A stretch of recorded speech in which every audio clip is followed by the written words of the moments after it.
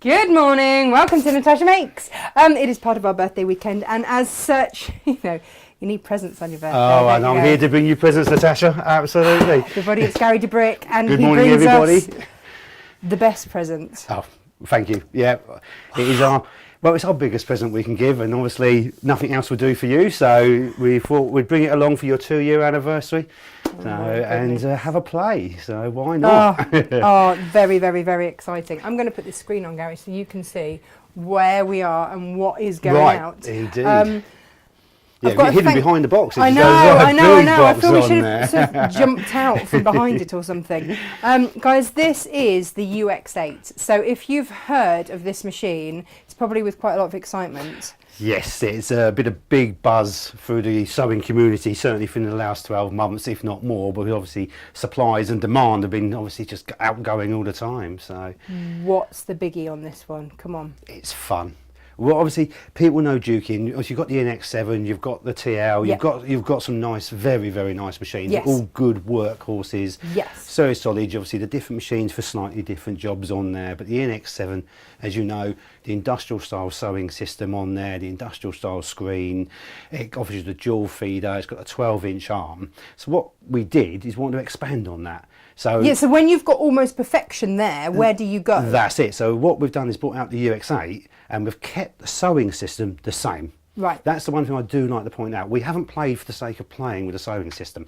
So we've not... It ain't broke, don't fix it. Exactly it. Does the job. The no directional feed still only a 7mm zigzag. We haven't made it wider. So we've kept everything within a sewing parameter for perfection still. Step into the concept. So am I stepping out? I should look on. You're just edging out. You're like, no, Gary, come in, my voice just coming over on there. Not used to seeing myself on TV actually with the screen there. Otherwise it's just like being on radio. It is exactly it. So we've got the 12-inch arm on there, but what we have changed it to now is the front is we've got a big colour screen to play with. And the nice thing about that, the swings and roundabouts, the size on that, it's not fully computerised, so it's not like we've got embroidery systems for uploading, designing that. That's not what we're about at all. It's better than that, isn't it? It's to have fun. It's tailor-making the machine to how you want it to be. You're personalising it. These days, people sew with demonstrations. Yeah. Hence us. Like, there would be no point in us doing a Natasha Make show if you didn't need to see the make being made. No, that's exactly it. We would not be here. Exactly. We would not be here. So. But now it's not a matter of us just being here. Yeah. We can be on your sewing machine. We can be on the sewing machine. Have I got that right? You certainly have. You have. Yep. What we do, obviously, your present to unbox, and what we're going to do is then set it up from scratch, because obviously what we can do is link it up to your Wi-Fi. So we can download videos, YouTube. We can actually watch ourselves live as we're doing this as well. It's very weird because I keep hearing myself on repeat. I don't want to hear myself sometimes the first time. It's like, hang on a second here, this is it. Wow. So what we can then tailor make that side of it. So connects to your Wi-Fi automatically. Yeah. You can then download videos, plus the instructional side of it as well. As well as, don't get me wrong, you do get a very nice manual with it, because we all like flicking through and a bit of reading time. Right, can I be really honest about this? I have lost my manual for the NX so many times, but it is also so easy to find online and reprint. Well, and also it's not only that, so easy. With this one, the actual manual is on screen. So as we can go in, so we can actually turn page by page on screen. And the great thing about this as well, obviously, is I know, sort of getting that a bit older as well of eyesight, so I can now enlarge on the screen. So instead of getting the magnifier on the small print, I know what you mean. On there, it's so that way as well. It's obviously it's more interactive, it's more fun. It allows more creativity on the patterns as well, because the on screen gives you full information about joining, playing, all the elongations, the memory. So we're going to look at all of this. We are going to look at all of this. We're going to say hello to all of you lot first and let you know what else we've got on the show today. The other thing just to mention, and it's kind of the elephant in the room at the moment. I don't know how many of you know what's going on in the craft world, but the craft store has just announced they've bought Create and Craft. Yes. Now, obviously, you supply to both of those channels. We do. If someone, because there's so many unanswered questions, nobody really knows, right? No. Wherever anybody chooses to buy their Dukey. Yeah. Because I'm very aware, I demonstrate this on the craft store, and I absolutely, sell them here. I only sell Dukeys because I frigging love them. That's what we like to hear. Brilliant, thank you. I wouldn't have any others. So if someone has bought this at one of the other places, what happens to their guarantee? Right, peace of mind, and it's like for yourself, and it's great with dealing with each other. We've known each other for years. We've dealt with each other. Yeah.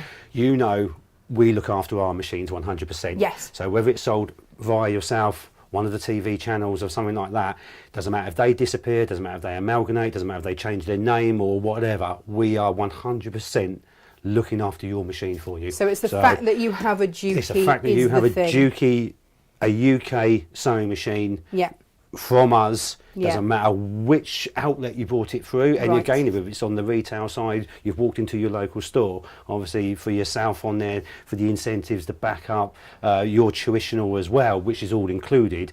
We are still looking after the warranty, we are still there for help, we are still there for advice. Absolutely 100%. So when you buy a new machine or a refurbished, because we're the only people at the moment that sell the refurbished. Well, it's the great thing with that, obviously, I think you've already got a list of most of them already going, haven't you? Your customer base, your build up, the wanting, obviously your customers, which you put over.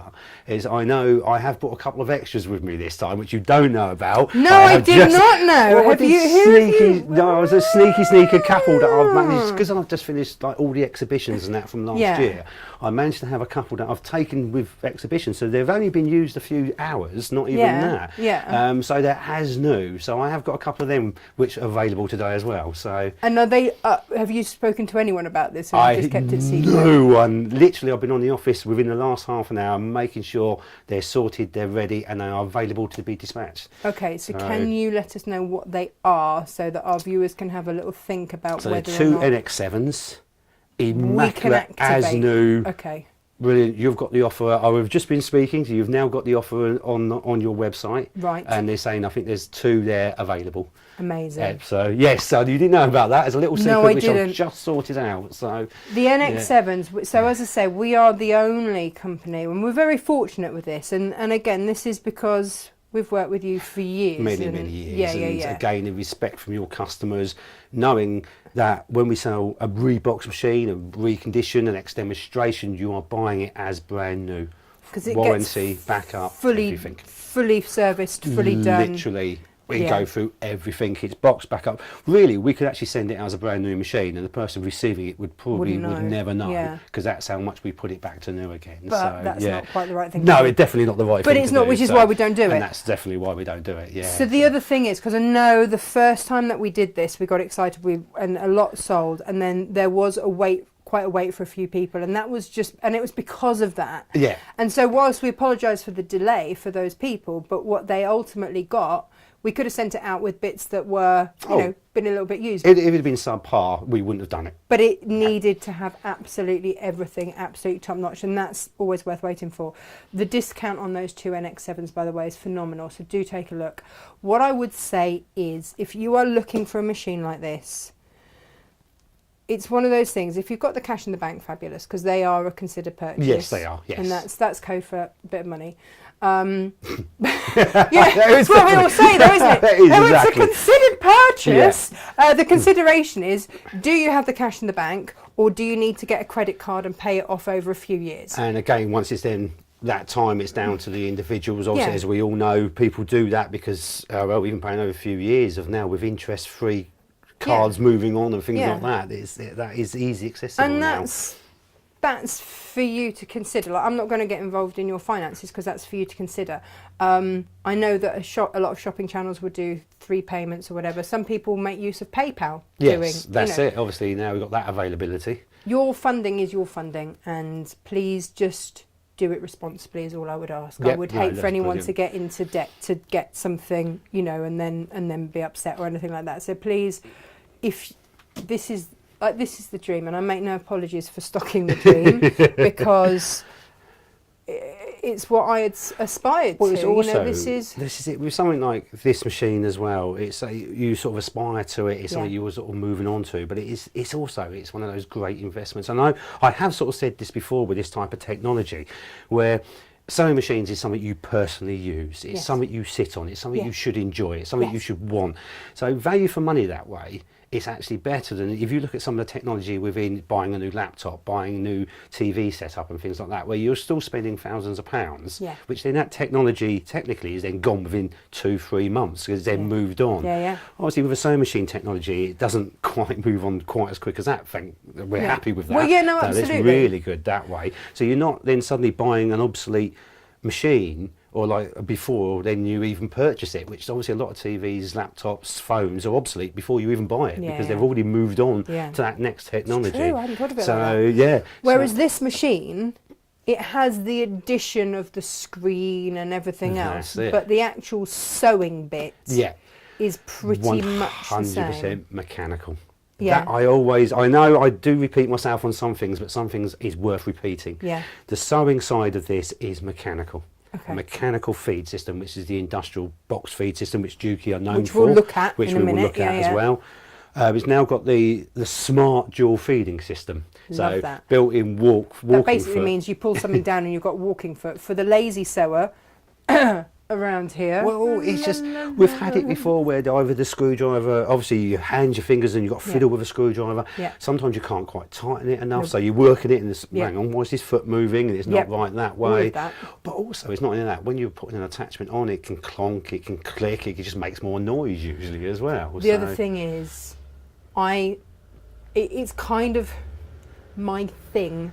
I've sort of become a little bit known for when I go to the craft store. Right. I forget something. Oh, we all do. Oh, no. So invariably it'll be a walking foot or something. Yeah, well, so I'll be this there is going, so technically you should use a walking foot, Yeah. but you know, that's 65 miles away. So we'll just try it without, shall we? So now just put it down and it's all on there. done. And as I put in the start, it's a smart walking foot. It is which smart. is something we are going to talk about on Okay. there, because people at home, if you've got an overlocker, you know what a differential feed is. Technically, this is like the first differential feed for a sewing machine. And for those of you that Haven't got realise an that overlocker. Gary's just said a lot of words, and that's okay, we will go through all of that It will in a be minute. physically shown. In a minute, absolutely, yeah. I'm going to say hello to everyone very quickly because our viewers are just the best. And then I'm going to tell you what deals we've got. And then, Gary, it will all be down to you. First of all, I'd like to say a big thank you to Linda, who sent us the scissors. Well, which is the great thing about that, we've now got a pair of scissors for the books to undo, so we've got something. Right. I thought that actually tied in quite nicely in there. In Linda's letter Yeah. to us and our birthday card, she did say it's a bit of a to actually put on the wall. We concur, but it did take two of us and we did do it. So no, Gary, you're not. No, you're not not touching that. these. Okay, You're not touching right, these. they are beautiful, though, they are, These absolutely. for decoration This is only right only, now no. because. It sounds like some of the girls in the shop. Don't touch my scissors. You can't undo a box. Oh, I of thought you meant they were for decoration No, only. this is it. It's like I go and pick it that up to rude? undo a box with it, and they just snatch them out of my hand. They're fabric scissors, not. That's called divorce. Gary. This is it. I do that get is- thrown out of my own shop occasionally for that happening. Yes. Kirsty says, good morning. Hello, Gary. Very cold and damp Good here morning. in Wellingborough today. I always need to know Wellingborough. My ex-in-laws live there, so I need to know Right. what's happening for them. Yeah. Because Grandpam will have been out with the dog. Morning, Margaret. I will be dipping in and out today. Gas man cometh. Uh-huh. Ooh. Morning, Steph. Morning, Alison F. She said, this looks interesting. Morning, Jane. Morning, Ali. She says, oh, I love a new machine. Linda's going to watch this back on YouTube. Can't wait to see the Dukey, and she loves the giant scissors. We all love the giant We all scissors. love the giant scissors very much so. Morning, all. Must remember not to wipe excess Gorilla Glue off with fingers. No, Julia, don't do that. No. No. And if you do, don't put fingers together. Definitely not. Don't do that, don't do that. Hello, A&E. There we are. Lo says, morning, lovely ones. I have been abducted by aliens. Bed changed, washing done, supper made, post office trip done, breakfast made and eaten, and an hour of work. Lo, are you okay? Sit down we and can relax send now. help. That's it. Just got to relax. Nothing else to do. Or gin. You pick. Pat says, morning, all love the machine. Maybe that's the next one to have. Do you know, Pat, I think you're going to love it. Heather says, good morning, Natasha, Gary and team. And Jan says, good morning. Good morning. And if I actually click on it, then I will get all of the things. Yeah, I will interject with lots of, oh yeah. with lots of different messages. There are loads. Brilliant. Oh yeah, Lo says that she's worried about the probes and where they're going from being, you know, abducted by aliens. Abducted by aliens, and having absolutely. done as But much as she if has. you get abducted by aliens and you come back and then your housework is done, beam me up. That's what I say. Happy days. But happy days indeed. My alien is called Penny, and she'll be spending 3 hours today cleaning my house, so that I go back and it looks like aliens have been there, and I'm happy with that. Right, so obviously we've got the machine on today, but it is birthday week, Gary. It is birthday week, okay. So I'm sure you've got lots of other gifts and presents and surprises. For us to just have a gift seems rude. So what we've done for you today, and you know it is a deal a day, we've taken... I hope we have a drum roll or something. We've taken 30%. I can't even believe I agreed to this. I must have had a gin. Off. Or aliens again. All Cave Facet Collective fabric. I do my modelling bit. I could put hands on there, that's it. It's you good. just see hands. It's good. So yeah, here, and as Gary says, over there. In here as well. It's just the tip of the iceberg. What I've put out here for you to peruse whilst Gary is doing his bit. This is all the latest collection, the very latest collection, because the new one arrives next month. Yeah. So guys, KFC Fabrics, you know how much we love them. 30% off for today only. Only. And if Kay finds out, he won't be happy. So, but, so that is our gift to you today. The other thing is, and I'm very excited about these, and we've just blocked them completely because I did a little thing here. Have you ever heard of the Ruby Star Society? Have you, Gary? I haven't. I've got to be honest on that. I haven't. Right. No. So the Ruby Star Society were a group of quarters that got together, moda designers. Right. Okay. And they got together and they created a society, and they do lots of patterns and stuff like that. But their fabrics are fabulous. I'm going to purloin this one, and they call them stash expansion packs. And basically, what you are getting in there is a whole heap of incredibly usable, beautiful. In fact, I might even go overhead. What happens if I go overhead? Oh no, that's not overhead, is it? No, that's us again. Oh, here we go. Where are we? Where are we? Where are we? Where are we? Da, da, da, da. Oh, where is me? Where's me? Oh, there you go. I'm on the wrong one again. That's why. Here we go. There we go. So, normally with a scrap packet, you'd get 2.5-inch squares. This is where they've created whatever kits they have, but these seem to be more than 2.5 inch. Yeah, Every definitely. single one is different. The packs, not, you know. So, and if you do buy multiples, so normally they can be anything from 2.5 inches smaller in your standard sort of scrap packs. But these are giving you wider amounts. Actually, I have to say the selvages are rather fabulous as well. Well, we're just looking at those. They're very nice. Yeah, Aren't they? I mean, on that Bit swanky, yeah? the creative side for doing some strips in between or something to break it up. I think that'd be quite nice. Maybe you could sash in a bit of Yeah, that. Ooh, copper foiling. So, I mean, I'm just throwing it out there that these are rather fabulous. First time we've ever stocked them. Very first time we've saved them for birthday. Look at that. They're definitely, 5-6 inches, aren't they? So, on there. So, well, they're a really, really useful size. Oh, look at that. So each one is different. So if you buy multiples, we'll make sure that we give you variations, you know, on there. absolutely, absolutely. So that's what we've got for you. This is now mine. Clearly, because I've opened There's your personal one to play with now, isn't it? Yeah. And yeah, so guys, do get involved with that because they're rather fabulous. There we go. I do like the guaranteed delightful on the packaging. It's I mean, quite it's good. like us. Well, exactly. Yeah, this is it. Guaranteed I wonder what it was about or who it was about. Yeah, so, yeah, that's wonderful. Gary, I'm going to get out of your way. I'm going to go and sit over there, pass comment, not judgment. Okay. And press buttons. Okay. So that you can spread as much as you need to and do whatever you need to do. Are you going to open your present? You Yes. can at least slice the top. They have got some staples in there, actually, yes. so you have to be a little bit careful on there. Oh, now. This is where, you know, I had a box cutter. I did have, this will, I do, here we go, penknife. Gary, it's so Indeed, exciting. Yep, there we go. Is this, so we go the drum roll for this one. Yeah. So this is how it will arrive. This is exactly this is it. Brand new, obviously in the box. So obviously staples we do have to be a little bit careful of, but I just put it there. There we go. On like so, like so. Right, these are your pieces. Right. So instruction manual, quick reference guide, and then proper instruction book. Not just a flimsy manual, a proper book. Can I just say, and again, this is another thing, like, it's not just a book. For me, over the years, I've actually learned so much about sewing from these instruction manuals, because it tells me actually not only just how to use the feet or whatever, but when to use them. That's it, different techniques on the individual feet as well. Like this. Yeah. The scallop stitches.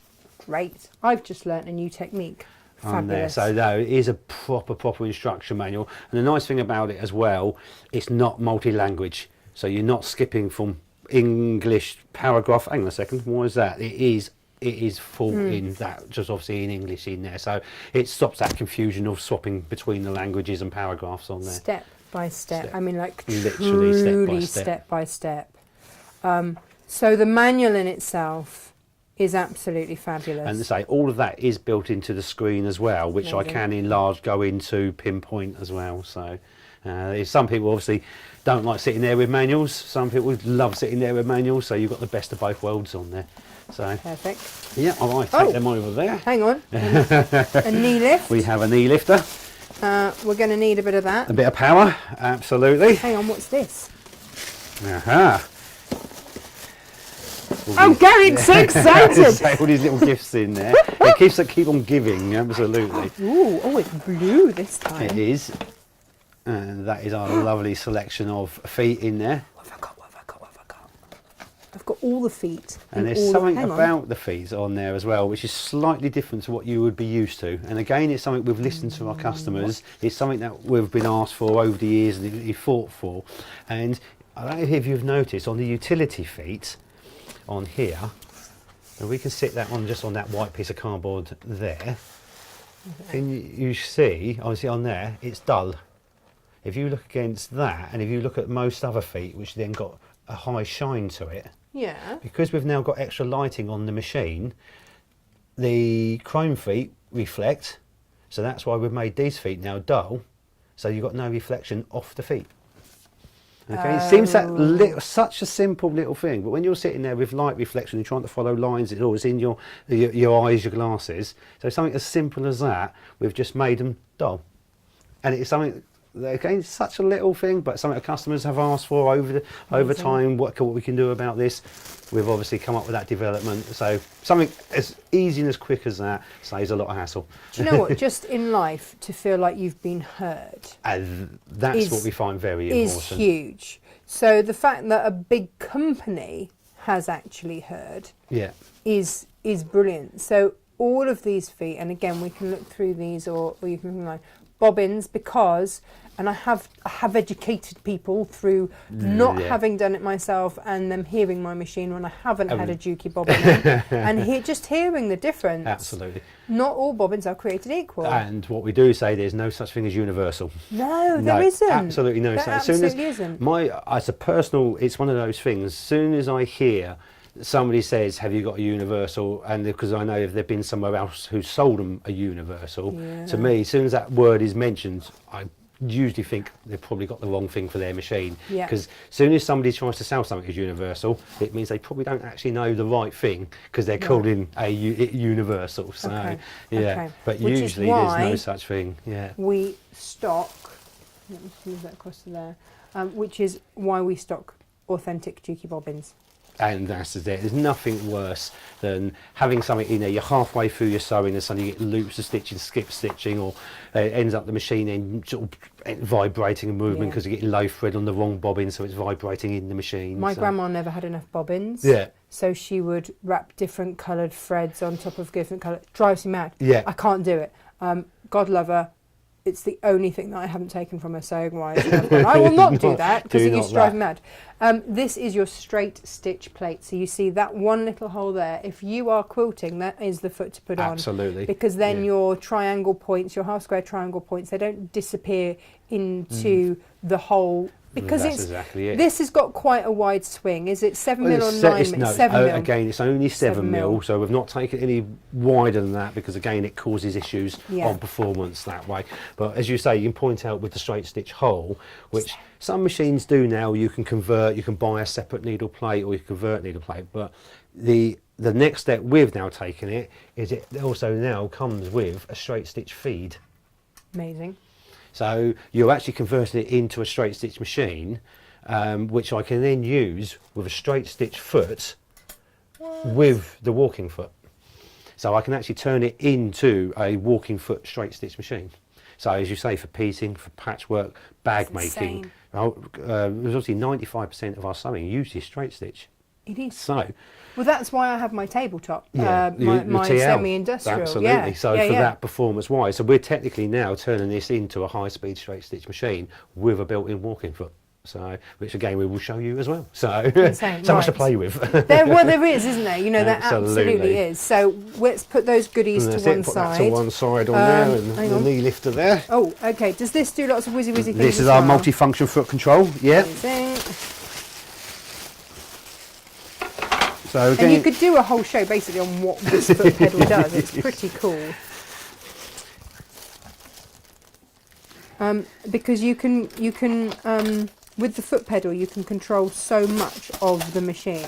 Now Gary, just remind us again, if people are going for the NX7 refurbs that we've got on our website, how much does the mechanical sewing machine itself differ between this and between the UX and the NX? It basically doesn't. Right. There's a slight variation on some of the movement within the mechanics, which I can override with the UX, just of that extra creativity side. Right. But the actual sewing performance, like the foot control with the multifunction on there, the straight stitch option, that is all on the NX as well. So when we describe what this foot pedal does, the if NX you've gone is the same. for the NX7, or the 2 refurb machines that we've got available on the website for you today with a massive saving on, then it's the same. It's the same. Okay. It is, yeah. It's just when we program this one on the UX, we've got a larger screen for different sort of functions on there, where the NX is the industrial style setup, so it's a bit more limited. Right. So yeah, lovely big table. Yeah. On there, let's get rid of that. Oh, this is awesome. Oh, what's this? That's it's cover. The semi-hard cover on there. Yep, let's take that out. Right. Is this a 2-man job getting this out? This is the machine. So what I do, it's got the built-in nice double handle on there. I will lift that out. We can pop that down there. All right, so there you go. Look at it! It's a bigger beauty. Like so. So that's your machine. Amazing. Still called Kiri, which means beautiful. It does indeed, and I think you have to say it like that as well. Yes, it's beautiful. It's beautiful indeed. Is there anything I need to keep in there? Right, it's not. What I am going to say now, we've unpacked this on sort of on TV that way. This is a very important piece of packaging. Right. It doesn't seem a lot, but it is. Basically, if you are moving the machine around, certainly if for some reason it's coming back to us for a service or something like that and it's being boxed back up, this piece of packaging does belong inside the arm. So when I take this to the craft store, I would recommend transporting it with this in it. Right, because the nice thing with that, so if I go to the cover, then even with that in, plenty for the cover, still to fit over, the handles then coming through like so. So it's quite happy to have that in there still on the packaging side. And because it's a 12-inch arm, obviously the last thing, carrying it around normally, absolutely no issues whatsoever. But what you don't want is to bang it around in a car or something like that. So by just having that bit of polystyrene in the front there, that's a separate packaging on that one. Doesn't fit in there, I'm afraid. No, there's not a when it goes in there with the that's it. Yeah, set it up that way, because once the perspex in or the package is in there, it does push it out a little bit. But then the rest of it all fit inside there, and then that will fit in the other side of the pocket. Amazing. We're good to go. And then, obviously you've got the dual handle built into it as well, which is nice. And then we can then just lift it and move it around, so it's all packed away. So very, very nice. And you say it's a semi-hard, so it's actually protected. The machine is solid there, so it's protected. It's only the middle bit which is soft. So no, very nice, very good that way. So then we can just awesome. Right, I am going to let you then set that up. You've got a plug just under there. Wonderful. I am going to move this to here so that we can actually start to have a look.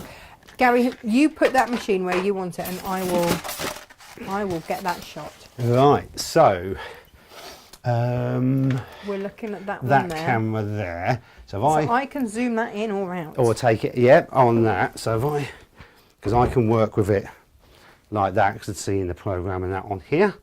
So there you go. That's what you're going to see. Yep, that's brilliant. Yeah, because this is where we're going to be playing with at the moment on the setup side before we go to the sewing side. So should we clear some of that out? Indeed, I'll pop that behind. I'm going to get out of the way so that you can do everything that you need. Look at it! Right. Look at it, Gary! It's just so exciting. Thank you so much That is what I like to hear. No, my pleasure. Absolutely. OMG. Right.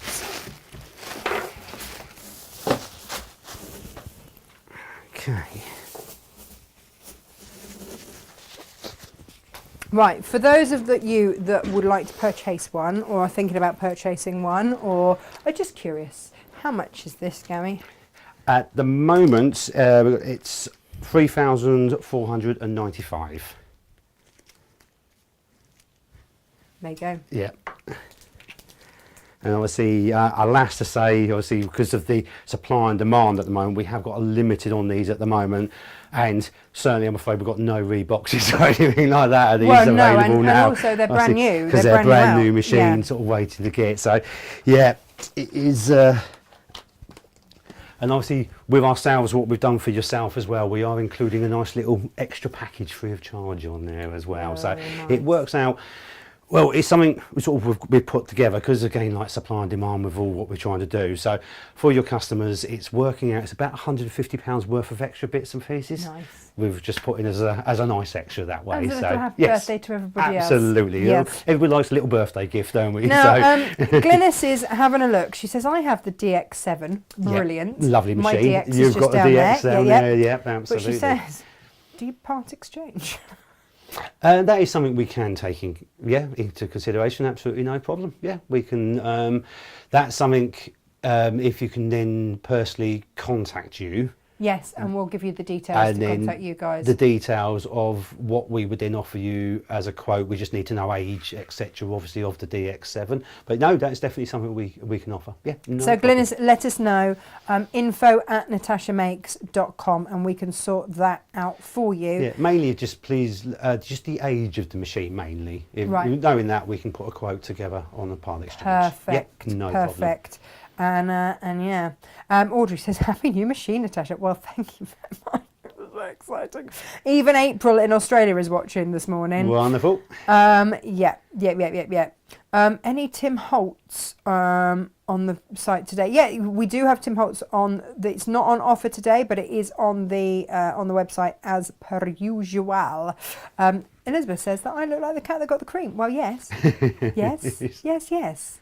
Yeah, Lo says actually that's an amazing price compared to her brother Innovis 15. Well, it is obviously now domestic machines. Yes, it is a considered purchase on there, but what people are realising now, you can go out and buy domestic sewing machines, £10,000, £8,000 to £10,000, no problems at all. So why would we go with this one then at 3,000? 495. Because Wendy was asking. On there, yep. She's only just got in. So basically, again, what we've done at Dukey, we get ourselves involved a lot with the construction, not necessarily, sorry, the construction, the development of the machines. And this is nice. It doesn't matter. Dukey themselves are the biggest manufacturer of sewing equipment in the world. They make over 40% of the world's manufactured machines. They know what they're doing. So there's two ways of looking at that. The one thing, because of the size of them, then they can produce really what they want. And we've had many, many meetings over the years about producing embroidery machines, combination embroidery sewing machines, having directional feed systems, larger patterning, larger width, this, that, to try and compete with sort of more the mass merchandising companies on there. Dukey are a sewing machine company. They make sewing machines, full stop. Obviously, the people know them mainly for their industrials. They supply over 40% of the world's industrial machines. But on the other side of it, their domestic machines have their industrial technology in them. Well, this is it, isn't it? If you have the knowledge Yeah. of how to have the best types of machine in the world, Yeah. you don't then go, so I'm going to make a domestic and ignore that knowledge. Exactly. You just don't do it. And also, what we don't want them to do is to try to compete with companies that are not what Dukey are about. No. We're not about embroidery machines. We're not about how much can we stick in the machine to make it sing and dance and everything else. We're about performance first. Yeah. What can we add to a machine to keep the performance high but put some more fun in the machine? Yeah. So this is why there's certain criteria we'll never put into our machines that way. We can't, as we can, it's got a USB port on it because of being a computerized machine, an electronic machine. We want to know it's future safe for updating software, etc. that way. But it's not a directional embroidery machine, so therefore you're not uploading designs and things like that. Yeah. It concentrates purely on the sewing side. Amazing. So with that, it's the little things. It's the box feed, it's the industrial feed system, full rotary hook system, all metal, no plastic there whatsoever. They're the main moving, carrying parts. The needle bar.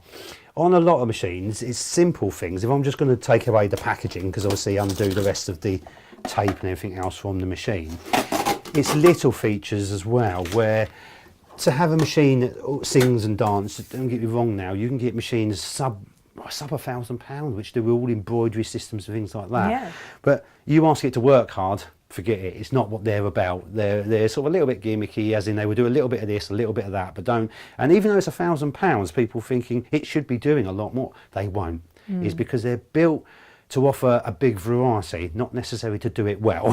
So, well, do you know what? and some things like that out there, they're built more for a price and start seeing what they can do rather than actually a long-term sort of quality as I such. can hear my dad very much saying, "Oh, all those whistles and bells. It's just more stuff to go wrong." Yeah, and he's kind. You know, he does. That's when I look at cars, and he's like, yeah. And I guess the same kind of goes here. You know, you at Dukey have perfected the mechanics of this machine, so that, and this is what really interests me, and I keep coming back to it. The NX7 is fundamentally, mechanically, the same machine because nothing was wrong with it. That's exactly it. And to be fair, there was no need to change everything in it to upgrade it. No, and you still have a blinking brilliant machine. That is it. Where you just wanted sort of that bit extra, and as we were saying before, so this is to suit all needs and requirements. Whether you go for the NX or the UX. You're getting an amazing machine. You're not sacrificing quality on either machine. No. Every sort of top of the range, the speed's the same, the sewing system's the same, everything that way. It's just, you can see if you want a bit more fun, a bit more playing around, but also sometimes if you're doing lots of different projects, this will allow you to tailor make the machine for various different projects and hold it in the machine. Okay. So I can then just record that. And then when I recall it, it's set up for that project you was doing. So for those people that might have, you know, a few, we call them UFOs. No, obviously we all finish our projects, put it to one side, start a new one, finish it, put it to one side, start. And that's what we all do. Yeah. Of course we do. None of us have boxes of not quite No, of course we don't. Bits. No, everything is methodical, done, isn't it? Of course we don't. Yeah, right. Yeah. We would never have a show. We had to finish what we did. Jenny would like to know, are they high or low shank? Right, it's a semi-high shank. Okay, right, good. And obviously, this is one of the questions we do get asked a lot, and we mainly get asked these questions because of westerly rulers and exactly, stuff like that. Because that's the next question. out there. Also, do you make a ruler foot? Dunno. We don't just make one; we put it with the machine. Because they're expensive to buy otherwise. They are, yes, they are. Oh, look at you all smug. Yeah, we don't just do that. Well, again, it's the feet and the package we put with it. It's sort of things like this. We know there's certain things that people want nowadays. Yes, Jenny. The Jenny ruler wants foot it. is definitely one of them. That is one of the biggest selling accessory movements at the moment on there. But with, as I say, with part of the package we're doing for you, it does come with a shank adapter as well. Right.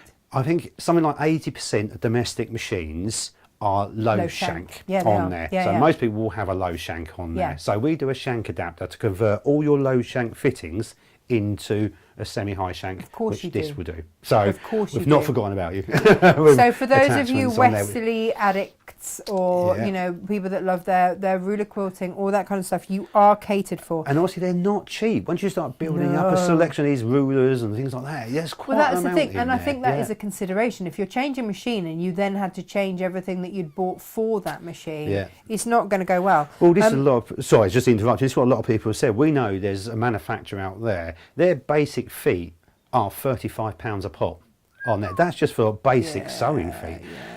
Now there's a couple of the big manufacturers out there, the mass sort of suppliers on there. Their basic feet are now £20-ish. That's just for a normal. So if you want a replacement zigzag foot or something, they're going to charge you £20 per foot. Just for instance, standards like accessory feet for ours, which are exactly the same virtually as most of the other companies, anywhere from like £9 to £13. So we, again, being that industrial company, people think once you start looking industrial, it's expensive. Industrial's actually cheaper. Because we probably produce 10 times more industrial equipment than what we do domestic equipment. So it's not that it's not that the quality's not there. It's just that you guys have the buying power. As we have the production power because we produce it all ourselves. Where a lot of the other companies go to a third party. So I have to put that. And obviously, as we know now, with the third parties manufacturing, everything from base materials is going up to this, going up to that, going up, and everything else. And this is a nice thing with Dukey themselves. They actually make circuit boards, software, and things like that, which a lot of people don't know another side of their business, even though to do with sewing machines, they actually supply. So where a lot of companies have been having problems with some of their softwares and getting hold of manufacturing parts and that, this is why, yes, there's been a slowdown and a delay for us, but it's still going forward, it's still going through. And unlike other companies, we suddenly haven't got to source something else from somewhere else, which could be a cheaper component or something like that, you know, that's which the we thing, have heard isn't as it? well. That's right. So it is. And unless you know all of this, how would you know it? You wouldn't, absolutely not. And to be fair, with a lot of companies, they wouldn't even dream of telling you at all on there. And even if you come into my shop and you're not even looking at Dukey, you're just looking at sewing machines in general, and you will then tell me, oh, I've got such and such make, I've got such and such. Out of just an honest opinion, I will tell you basically what that company is, what that company is, because it's really, you need to know. Why don't you need to know the background of a company? If you are shy to tell someone the background of a company, why? Well, exactly it. Very much Why would you not want to go into the background of a company? Is there something to hide? Is there something to hide? Is there a quality situation going on there, or you know, what is it? So no, for me and this is it. So people do ask me, because obviously I've worked on shopping channels for years. Oh, absolutely. I've had my pick of machines for years. With manufacturers sort of throwing machines that you're looking after coming out literally on there. So, absolutely. I could have had any manufacturer of machine that I wanted, and I came directly to you. Day one, I came directly to you guys. I went, this is what I'm doing. Thank you. And Can we please stock you? And that's brilliant. And the nice thing about it is sort of what we sort of like to say again, the support for yourself, and you've been fantastic for us. Or hopefully we've been good back to you as well. It's a two-way street, and that mutual respect is there. And that's it. We haven't just gone out and given everybody sewing machines. No. You've come to us and you've appreciated the quality and want the quality. And if you come to us and appreciate that, again, we look after each other. Hopefully, very nice. We're not just gone out to every single sewer out there. Go have one of those. Have one of those. Have one of those. It just doesn't it's work not like good that. for us that way either. No. If people come to us asking for Dukey, I think they then really appreciate why they want Dukey. So on that and side to know that and know the quality and Yeah. the background of the company is just And amazing. another nice thing about that, future saving as well, is we do know there's a mass merchandise company out there and they sell domestic machines for like 10 grand and they have now a policy, they will only make parts for 7 years. What? There is companies out there like that. And obviously, I'm not putting out names or anything like that. No, but obviously with do Dukey, your research. do your research that way. Yeah. But obviously, if you're spending 3 grand, 5 grand, 10 grand on a sewing machine, you don't want to know you can't get parts in a few years' time and things like that, or it's becoming a problem. No, that's so naughty. again, another thing about the size of Dukey and the manufacturing side of Dukey, there's I know I can look after my machines 20 years on. For, like we say with like the DX you've got, the predecessors to that was the F series, which was 95% the same size sewing again because it didn't need to change. So that's like now going back nearly 20 years, which I can still get all parts for and things like that. So fair enough. It's a consideration. It is because it's an investment into a purchase of a machine, and obviously we are supplying our machines on they are workhorses. They're hard working. They're not gimmickies. They're not toys that you chuck away in a few years' time. It's something you grow with. It's something you work with over many years. My Nanny Mew, she's 90. Yeah. Right, and she has had a machine. It's not a Dukey, for years, and it breaks my heart that she stopped sewing because she couldn't see to thread it because the needle threader broke and she couldn't get a replacement. Yeah. And like, at 90 when she's at home all the time. Yeah, and it's something she enjoyed doing, just to sit there doing that and things like but she can't do it anymore because she can't actually see to thread. Yeah. And if she'd had a Dukey, I could have replaced that needle threader. Absolutely. Now, they're one of the things that aren't under guarantee because they are kind of a consumable, aren't they? Exactly, they are a just consumable to mention part that because on there, mine regularly get knocked in but transit or with whatever. needle threaders, I do find it's I would say 95% of needle threaders necessarily don't work within the first moments or the first like couple of sort of months of use. It's because it's the user not necessarily know how to, or they've used it wrong once. I'm not putting the pressure on there. So what I say with the needle threaders, if you just sit and think, right, I must make sure the needle's in the highest position. Yeah. I must make sure of a couple of different things on there, and you should never ever have a problem with it. Yeah. But as we all know, we all rush, we all do things, and it's only when you've come to rush and the needle's not in the highest, you've gone down. Oh, it's just bent here. I had a box. I badly packed the car and I had a box fall and knock it, and that was my thing, and that was what happened for mine. Well, hopefully we get time a bit later if we can do it online. I'll show you again our needle threaders because they're a consumable part. You don't have to take them to an engineer. You don't have to take them and send them off or anything like that. They just clip on, clip off. And Diane says I've had my NX for 18 months now, and wonderful. It's a beast. I don't regret the purchase. It's the best thing I've bought, and I use it daily and have no problems whatsoever. Jojo would like to know whether or not Santa is awake yet because she's writing him a letter. Jenny says mine is a high shank, so would it take high rulers? Basically, I'm afraid it will not. That's the one thing because it is a sort of class as a semi-high, and the reason we've got our own height, because people say, oh, why have you made it awkward? We've not made it awkward, is because we've now got the built-in dual feeding system, the walking foot, the smart feeding system. That's why the height has now changed, because we've got to allow for that movement. And again, we could copy somebody for the sake of making it easier, but if it's not the right thing to do, we won't do it. So, Audrey wants to know, what does a ruler foot actually do? Absolutely. I mean, that's the other thing. What is this newfangled ruler that you talk about? Just take, basically, if we've got, say, like a ruler, it is a ruler. So, and then I can see on here, if I just put that on top of the foot, if we can turn that slightly on its side, you can see the depth of the foot there matches like the depth of the ruler. Hang on. Yeah, should we, do you want to, can overhead we shot there? So, do you want to overhead? There we go.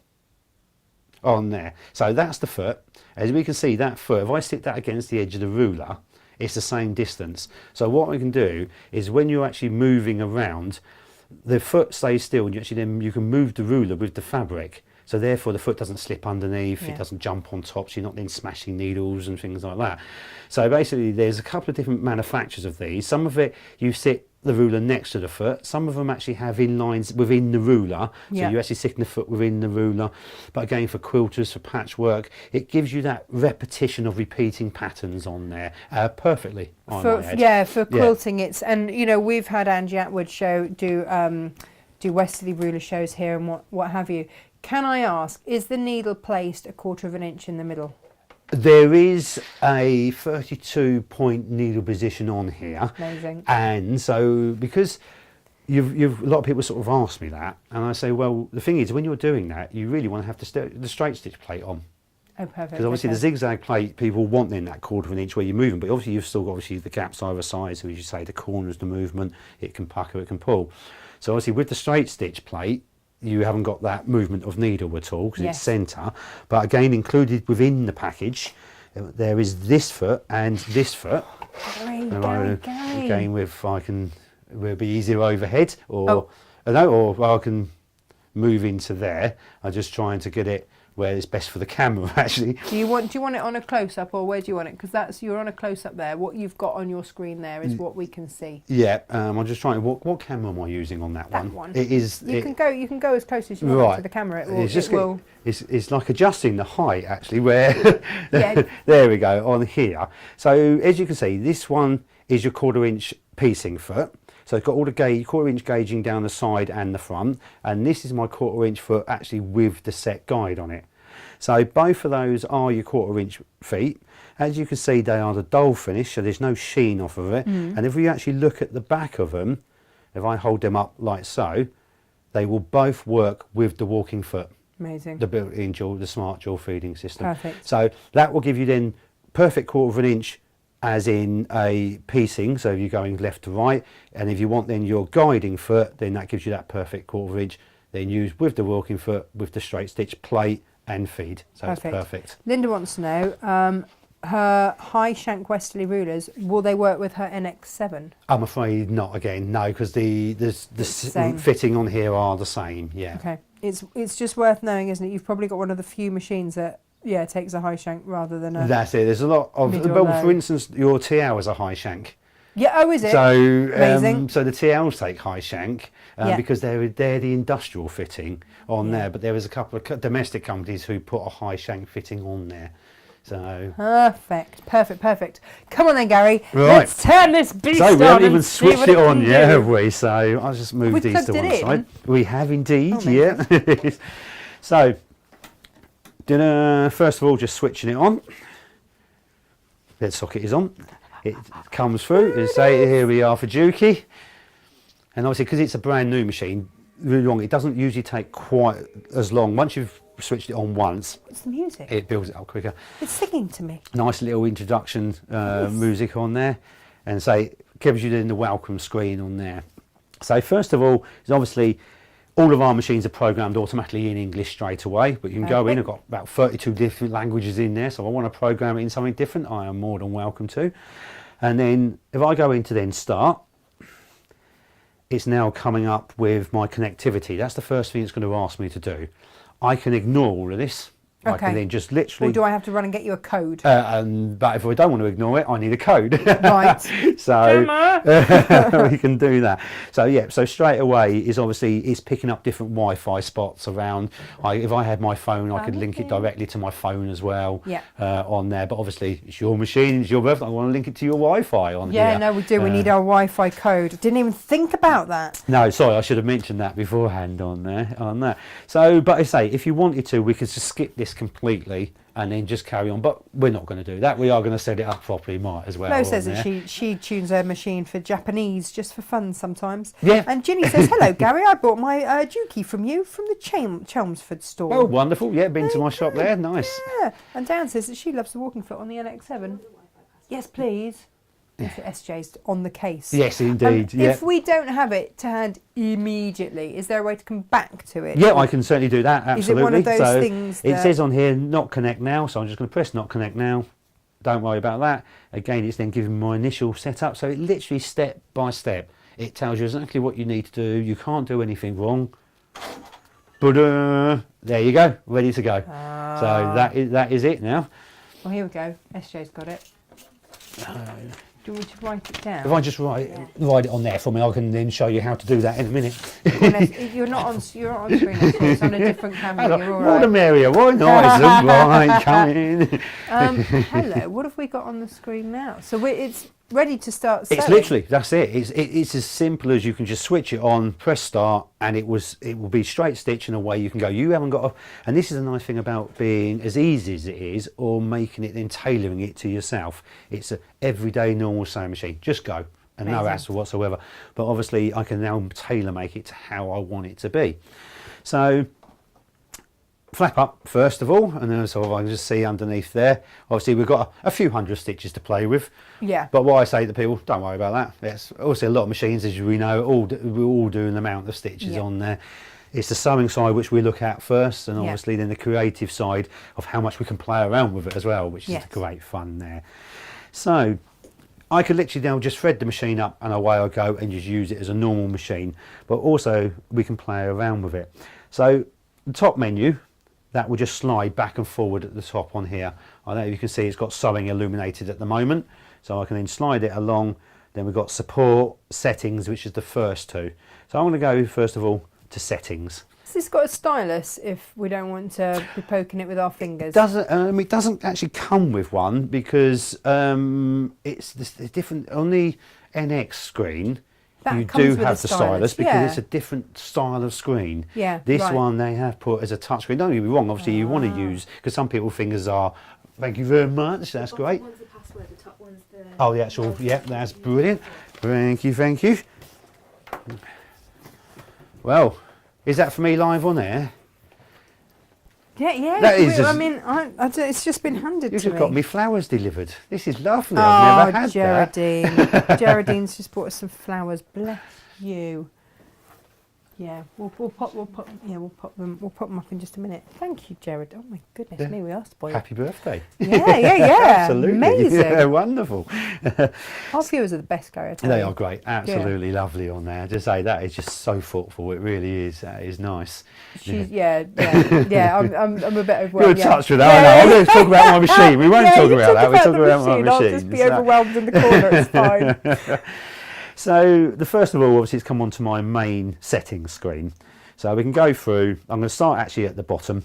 So we've got shut down, which literally just as it says on there, we can just go in and just shut the whole thing down, but we have just got the power switch. Obviously some of these screens will repeat what they say, and so sometimes you think, well, why is it on there? It doesn't need to be on there, but like all menus, if you can add it on there, put it on there. It doesn't mean you're going to use it. So shut down on there. Accessibility is basically I can switch the background to white or black.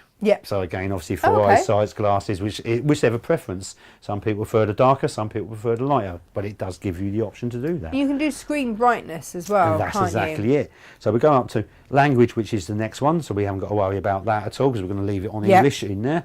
Machine log. Japanese low. This is it. No. Well, the nice thing about this, where we've had it on some previous machines where we've accidentally changed the language, and the problem is because it's now changed the language, how do I get back to do it? But at least with this one, take a crash course in Japanese to find out. Exactly it. It is a lot easier this way, because that main menu does pretty much stay the same on there, so which is nice that way. Machine log. So again, it's got stitch count in there, service count and things like that as well. Right, Gary, I need to know, because I'm still a little bit unclear on this. On the NX, so I'm assuming it's going to be the same on this. Yeah. Whenever I go to the craft store, it appears that I like to play bobbin chicken. Yes. It's a thing. It's real. But this, you can tell it that you're putting in a new bobbin. Yeah. Now, in the manual, it tells me when I thread up my bobbin on the machine. Yeah. Depending on what type of thread. Because it's the thickness of thread as well, because obviously a thinner thread will have more. How much I've likely to have on that bobbin. Yeah. Right. And it gives you then a countdown and a rundown.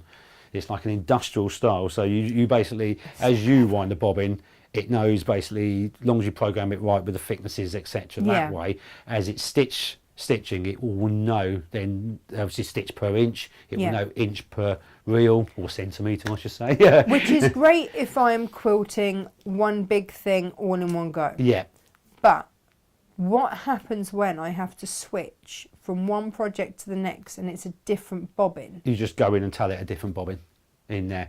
This is the different. Your NX has this as well. But the thing is, with the NX screen, it's not quite as easy to decipher. I have to put in a percentage. You have the percentage. Yeah. This now does it differently on screen, so I'll show you that in a minute of how it will come up with yardage, say, I love percentage. this already. It has that more information. And this is a nice thing.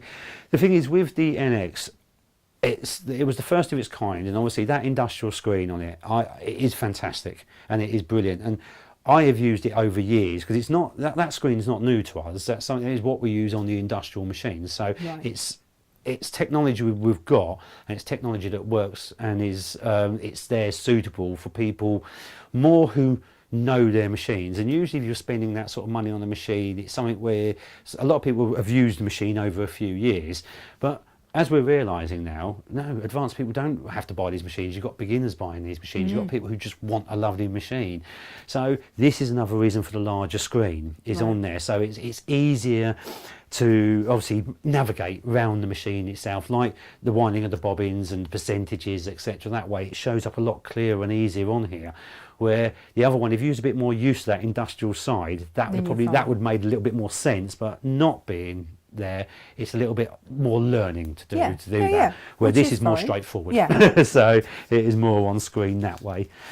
Then you've got software version. So again, it's something the machine itself. Like with the NX, there's been one update on that. It's all free of charge, etc. That way, and it's the same as obviously with this. There's no updates on it yet. How do I update it? I haven't updated. Right. USB stick in the side of the machine. Auto update again. That's something we would check if we have it back for servicing and things like that. We automatically check that, and it's not like you get charged for updates if it needs one. All it was a slight little. To be fair, actually, depends what version your machine is. It might not need an update. It was only a couple of the real earlier ones that did, because they just changed the parameter slightly. So your one might not have needed it. So. Ooh. Elizabeth's finding this very, very exciting, and she's loving the cameras. I'm glad that this is working all right, because we never know, because we didn't unbox it. No, so we didn't know. So we just had to hope that we could get the cameras on it. So on there. So absolutely. So so then with that, so that's the software version. Factory data reset on there. So basically, the only reason I would there you go. Then factory data reset, and then say that completely doesn't matter how much I've messed around with the machine, set it for personal settings, or if you are then completely changing your style of sewing or somebody else is using the machine, you can just set it right back to factory resetting. Somebody else using the machine. Actually, no, I will share this with Jane. I laugh at that, but yeah, no, I will actually have to share this with Jane. Okay, hang on. Before we go any further, Michelle has asked a very good question. She said, what is directional feed? Directional feed with a sewing machine, you've got a feed system basically, which most people know just does that. It does one movement, and that's what travels your fabric along. And that's at the bottom. That's the feed dogs. That's your feed dogs. Yeah. And so they're the grippy little toe-brony bits at the bottom of your machine that takes the fabric and takes it through your machine. That's what makes the fabric travel through your machine on there. And then basically a feed movement should be forwards and back. It shouldn't do anything else, because and a directional feed system is then making that feed's point electronic. And what you've done then is made it so instead of just doing looks like I'm just going to get to use the camera, a forward and back movement, it's then going sideways, diagonal. So it's trying to then, so you produce a bigger pattern. Right. So instead of just sewing in a straight line forwards and back, you can then sew diagonal, you can sew sidewards. So this is why we've got over 100 different... No, we don't do this. You don't do this? No, we don't do directional feed system whatsoever. Right. Because the problem is, once you start having your feed system going in all different directions... You're not going to get a proper straight stitch. Exactly Which is what you use 90% of the time. And which you will use that as it. And also, if you look at the patterns this directional feed system does, you look at it once, and I can guarantee you it will be very rarely used again, is because when you see it demonstrated, and obviously we sell them as well, I sell them myself as well, on a piece of calico or something like that, it's perfect. You try and do it on a garment and get that matching up, because if you've got a hoop embroidery machine, that's what you need when you do that. You've got a feed system, you have to be balanced, controlled perfectly. And if your fabric moves, slips, stretches slightly, it's never ever, because your machine doesn't want to feed sideways, it doesn't want to feed diagonal. So that's what a directional feed system is, and it's something we will never have. A feed system should do one thing, move forward and back only. And obviously with our feed system, it's box feed system.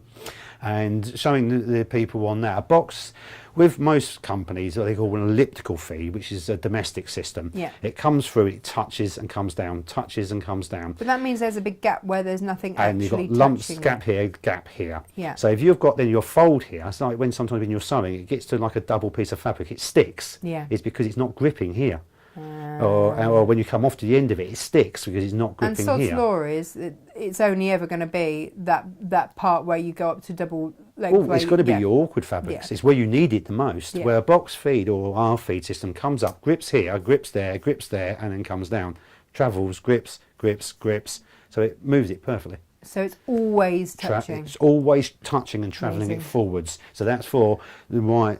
When the sort of people have seen demonstrations before, when we show you, when it gets to those lumps and bumps, even sewing through jean turn-ups, where you've got 10 layers, maybe from 4 to 8 layers, I won't push it, I won't force it, because the machine is good enough to take it. Yeah. So that's another thing. As soon as you start having to help your machine, i.e., how many times I hear, oh, I have to push my fabric through. Whoa, as soon as you start pushing things through your machine, that's when you break needles, that's when you can damage components, and obviously your stitch quality will never be the same either, because you're technically choosing its stitch length. Absolutely, absolutely. So there's things like that is sort of a bit of a no-no. Jane is watching from the other room. She says either that or you'll have to buy me my own. We'll share. It's fine, we'll share. Susan's just giggling at the fact that we'll be sharing. It's fine, it's fine, it's fine, we can share. Now, the other thing then, and Michelle, I'm glad you asked because you've got the right person here. Gary, for those of you that have never met you before, I mean, where have you been? But your background is as an engineer. Yes, rather indeed. than, I say just a salesperson. A salesperson. It's not that thing. I mean, I went to look at a new car the other day and the guy knew nothing about the car. I knew more about the car than he did. Yeah. And it was so frustrating because I had questions, he couldn't answer them. I walked away, I don't have a new car. To be fair, I bought a new TV the other day as well, and like yourself, you go, I don't want to buy it online. No. On there, I want to buy it. Oh, I don't mind buying it online, but long as it's through somebody with backup. Yeah. On there, and it's like yourself. You go to your local dealer. You sort of thinking they should be able to help you, look after you. Yeah. No, Same as me. I went to my local TV supplier. I walked in there and didn't have a clue. No, I'm sticking with my old car because I know it and I love it, and he couldn't tell me why I would want to upgrade to anything else. No, so I'm like, fine, wait, do it. I didn't necessarily want to be trying to be sold. I just wanted somebody to explain why I needed a new TV. Yeah. I know I wanted a new TV, and it's like, why do you need a new sewing? You don't necessarily need a new sewing machine, but there's reasons why you could or should want a new sewing machine. Absolutely, and, on there. or a nice to have, or something to aspire to. Yeah. Or maybe you missed your holiday because the world's gone a bit nuts. That's and actually you want every day to be like a holiday at home because this is what you do to relax. And I'm all for that. And having that fun and enjoying it and things like that. And as sort of we know with what's happening around the world at the moment, it's like people are sort of, well, what's the use of investing in this or investing in that? As we know, stocks and shares are all over the place at the moment. This is and things like that. So enjoy it, make the most of it, and things like that. Do you know what? Yeah, and I think I got this from my parents growing up. We always had lots of animals, and then people say, "Well, doesn't that restrict you on going on holiday?" Yes, but I love my animals, so every day feels like a holiday because I'm surrounded by the things that I love. Yeah, I'm not one of these people that is waiting for 1 week of the year to enjoy myself, or 2 weeks of the year to enjoy myself, and that's what you're doing when you buy an aspirational machine like this, is you're making what you love. That's it. So much more enjoyable. Gemma has bought the NX7, and it's one of the we actually had 3 refurbs. One is going for Gemma. That's right. I didn't include because I knew she was having it. Yeah. I think one of the first things she said to me, "Morning, you're not touching my machine, are you?" Yeah, no, absolutely. But I know because her old machine, she just got so frustrated. She had to do however many migrating geese on Jane's last quilt because she made along with Jane, and she just said, it's driving me mad. I have to keep rethreading it. You know, there's something just wasn't happening, and there's not the backup on that machine. No, and that's the thing is there as well. Knowing if you are going to invest in something, am I going to just use it the same as I've always used it, or is there someone who can now advance me or tell me why and how and what I can do with it? So, and I know I harp on about this a lot, but the Dukey Aftercare is phenomenal. So anybody buying from us here, what can they expect? Right. So, well, go back to from the beginning of the question here. Hi, my name's Gary. I've been in the business over 30 years now. With Dukey that whole time? Well, with Franklin's, the Franklin's group. Yeah, The Franklin's group owns Dukey, obviously, as well as many other, obviously not just as Dukey sewing machines, but we all other sewing machine companies as well. So we're not just biased to one. We are big within sort of the industry there. So it's actually, I think, coming up to 34 years I've been with them now, surprisingly, man and boy. So I started off basically like we all did as an apprenticeship through just after school on there. So scrubbing floors, cleaning toilets, washing the shop windows and all things like that. But I was a trainee engineer. Yeah. That is what I wanted to do. I love using my hands on there.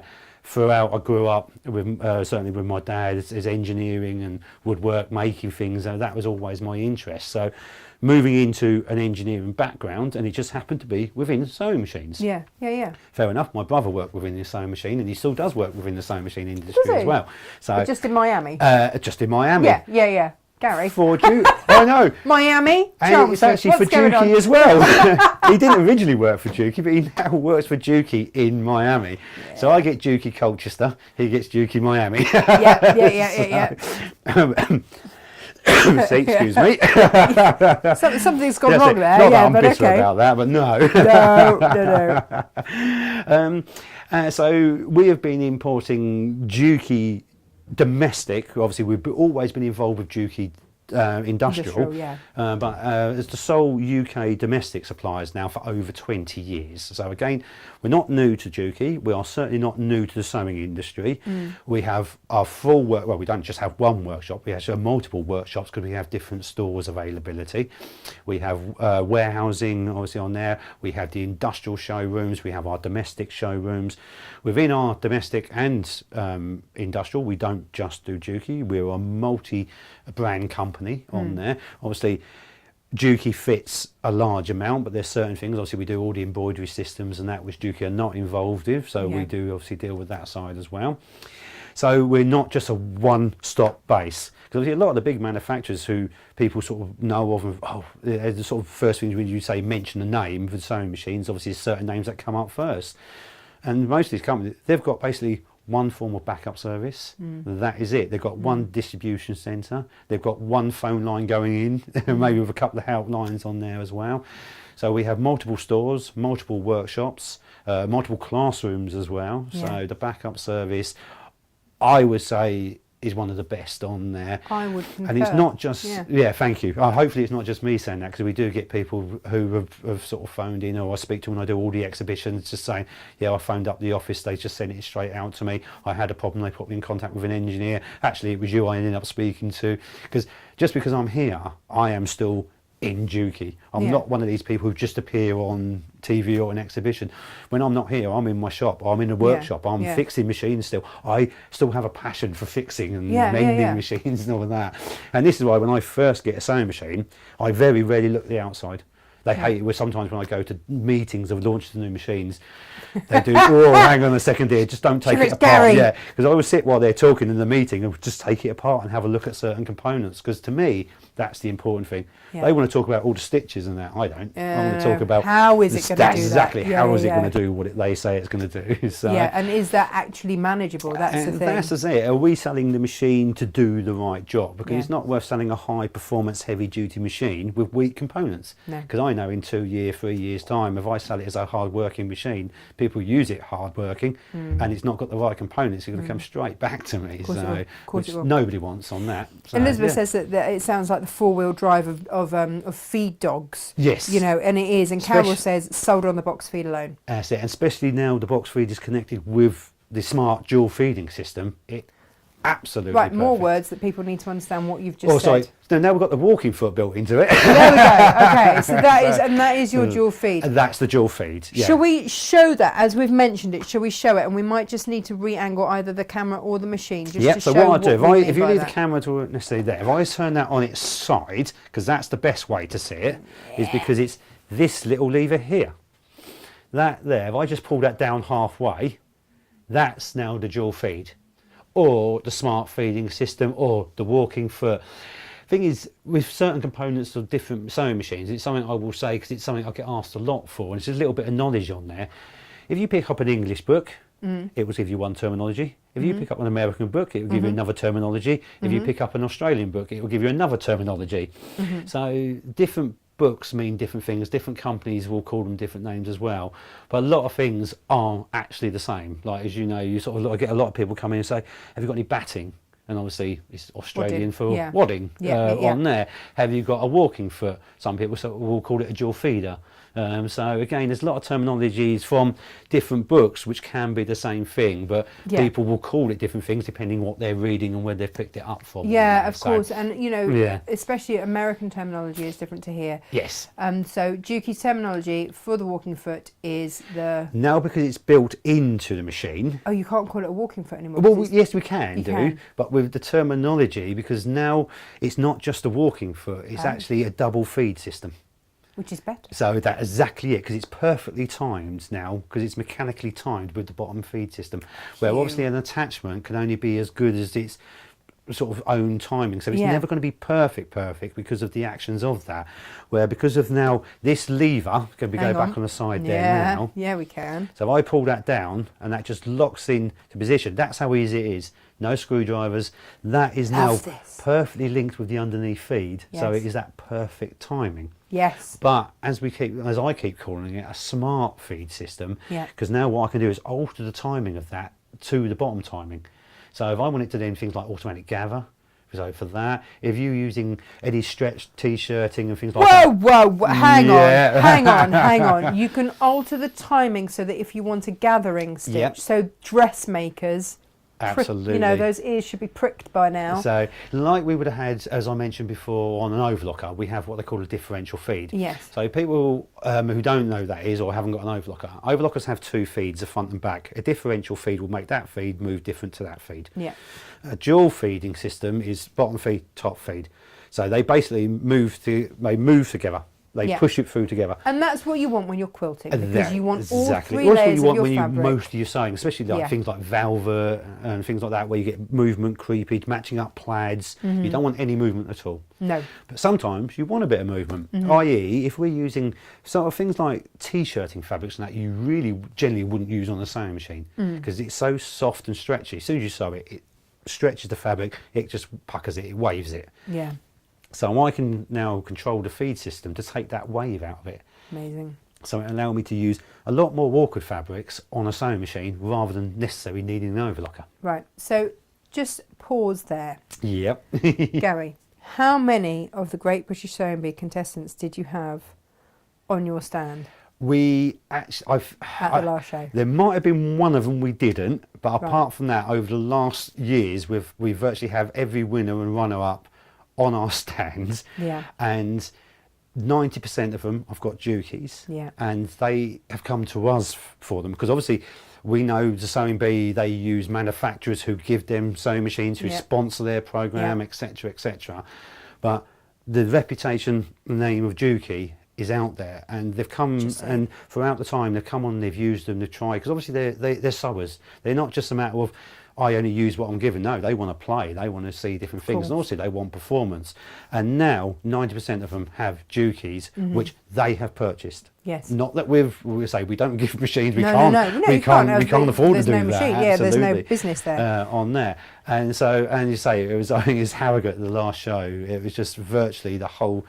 Everybody from the Sewing Bee over all the years have they were on the stand, they were just coming up, and the reason a lot of them was because there's a couple of who didn't have Dukeys, were just jealous, wanted to come on to see and what was going on, ended up with Dukey as well. Things like that, you know, they are going to be using things like t-shirting fabrics and stuff like that, and if they're using it with other machines and it's not going to have that system in place, they're not going to get the effects they want. And it's just that overall feeling of using a machine. If you're using a tool a lot, you want it to be right, you want it to feel right. If you get on something or you're using something and you think, oh, it's going to break a thread in a minute, or I can hear it clanking, or there's a click, or there's noise, and there's things you're not happy with, you're always going to be on edge using it because you're waiting for something to happen. Right, so I have a question, because Kate says, Natasha, it might not be appropriate to ask Gary. Well, we'll give it a go. Give it a go. At another point. She says, but she's trying to sew through 6 layers of art gallery fabric. So art gallery fabric is, it's quilting weight, but it's edging towards lawn cotton. Yeah. Okay. That's fine. Obviously, as we all know with lawn, it's a very, very high weave. Yes. Because we get a lot of people when they come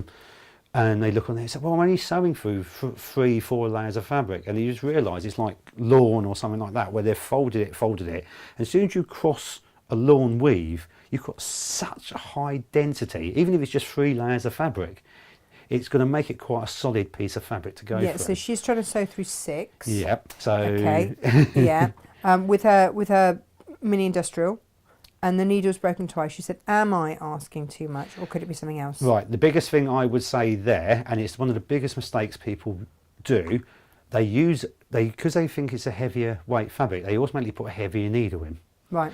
For something like that, I would use nothing bigger than a size 80. Right, because she's saying that she's using the needle that came with the machine. Oh, in that case, obviously a lot of people say that she's probably not even sure what needle came with the machine. Yeah, yeah. So she's not even checked that point. No offence on that. Sorry. Well, I said that. Sorry about that. No, but it's so, these pinpoint things. It's like, right, first thing to check, what size needle are you using? An 80. Why is an 80 good? Because we now, after our last show with you, stock 80s and 19s in packs of 100. Yeah. You did the break test. And that's what I pretty much sew everything on. The problem is, if you put a thick needle in, you're trying to then get a spear through something thin. Obviously, if you're using an open weave, getting a spear through the thick is not a problem. But when you've got something so tight, you obviously want a finer needle, but a sort of a stronger needle. So to me, an 80 is fine enough, but strong enough to sew through it. And also, you're not then going to get the banging. Because it's not straining going through it. Because as I say, you've got once you've crossed those weaves, you've virtually made it impenetrable to go through in a way. I love art gallery fabrics because the quality is lovely. Exquisite. Absolutely exquisite. And that is the thing, better quality of the fabric, the harder it is to sew usually. Yeah. And people don't realise this. Because they think, oh, it's the best quality fabric. I said, well, then it's got high density, or it's got this, or it's all got the things you want. That's all the things you really want, but obviously all the things then which could make it a little bit more awkward to sew. Yeah. So going back sort of on that, to me then, by the sounds of it, a needle has to be changed regular. Yeah. A blunt needle causes me more issues to customers. First thing, so I would say I probably solve 40% of phone calls by somebody changing a needle. So obviously that is a high percentage of all issues and problems. That is your equivalent of just try turning it off and on. Exactly it. Yeah. That is it. Change the needle. First point of call. Make sure you got the right bobbin in, as we talked about earlier. But your only point of contact is your needle edge. That's so true. You don't even think that is it. Yeah, and if that's not right, or if that's old, it's used, it's burred, it's blunt, it's whatever. All of those things. That's it. It's just not going to stitch properly. And it's like every now and then, if you get a missed stitch or something like that, then 2 things I would check. First of all, needle. Yeah. Even though it could be stitching some of it, you get that slight when it's just off. That means your needle's on the way out. Yeah. On there, and obviously the second one for that is to make sure you've got no fluff built up underneath. That's usually the other thing what causes that to happen. Right. On there. So the thing that I would suggest, then, Kate, if you've already broken 2 needles, is slow down. Definitely slow down. Slow down. It's very easy with the TL to go hell for leather. Ask me how I know, because it likes it. I like it too. But once you're used to it, it's brilliant. On certain fabrics, certainly if you're piecing and things like that, then absolutely just go for it. But if you're going through 6 layers of really tight weight fabric, with fragile fabric, something's a little bit different on that, just a little bit slower, but definitely.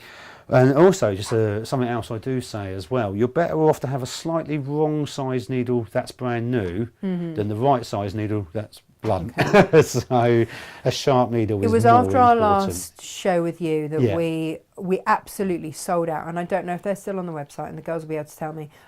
We sold. You checked our needles and you snapped them, because again, better to snap a needle than to bend the needle. Absolutely. Yeah. And so we checked our needles, and you went, yes, actually these needles are great. We sell them in packs of 100. Yeah. They're about 20 quid. For a pack of 100 needles, because that is good value. You know, when really you get 5, well, by the time that you've used a couple, you don't, unless you're somewhere where you know you can get some more, you start being a bit. And that's 3 quid gone. Yeah, a pack of 5, and I do see it time and time again. You get a bit.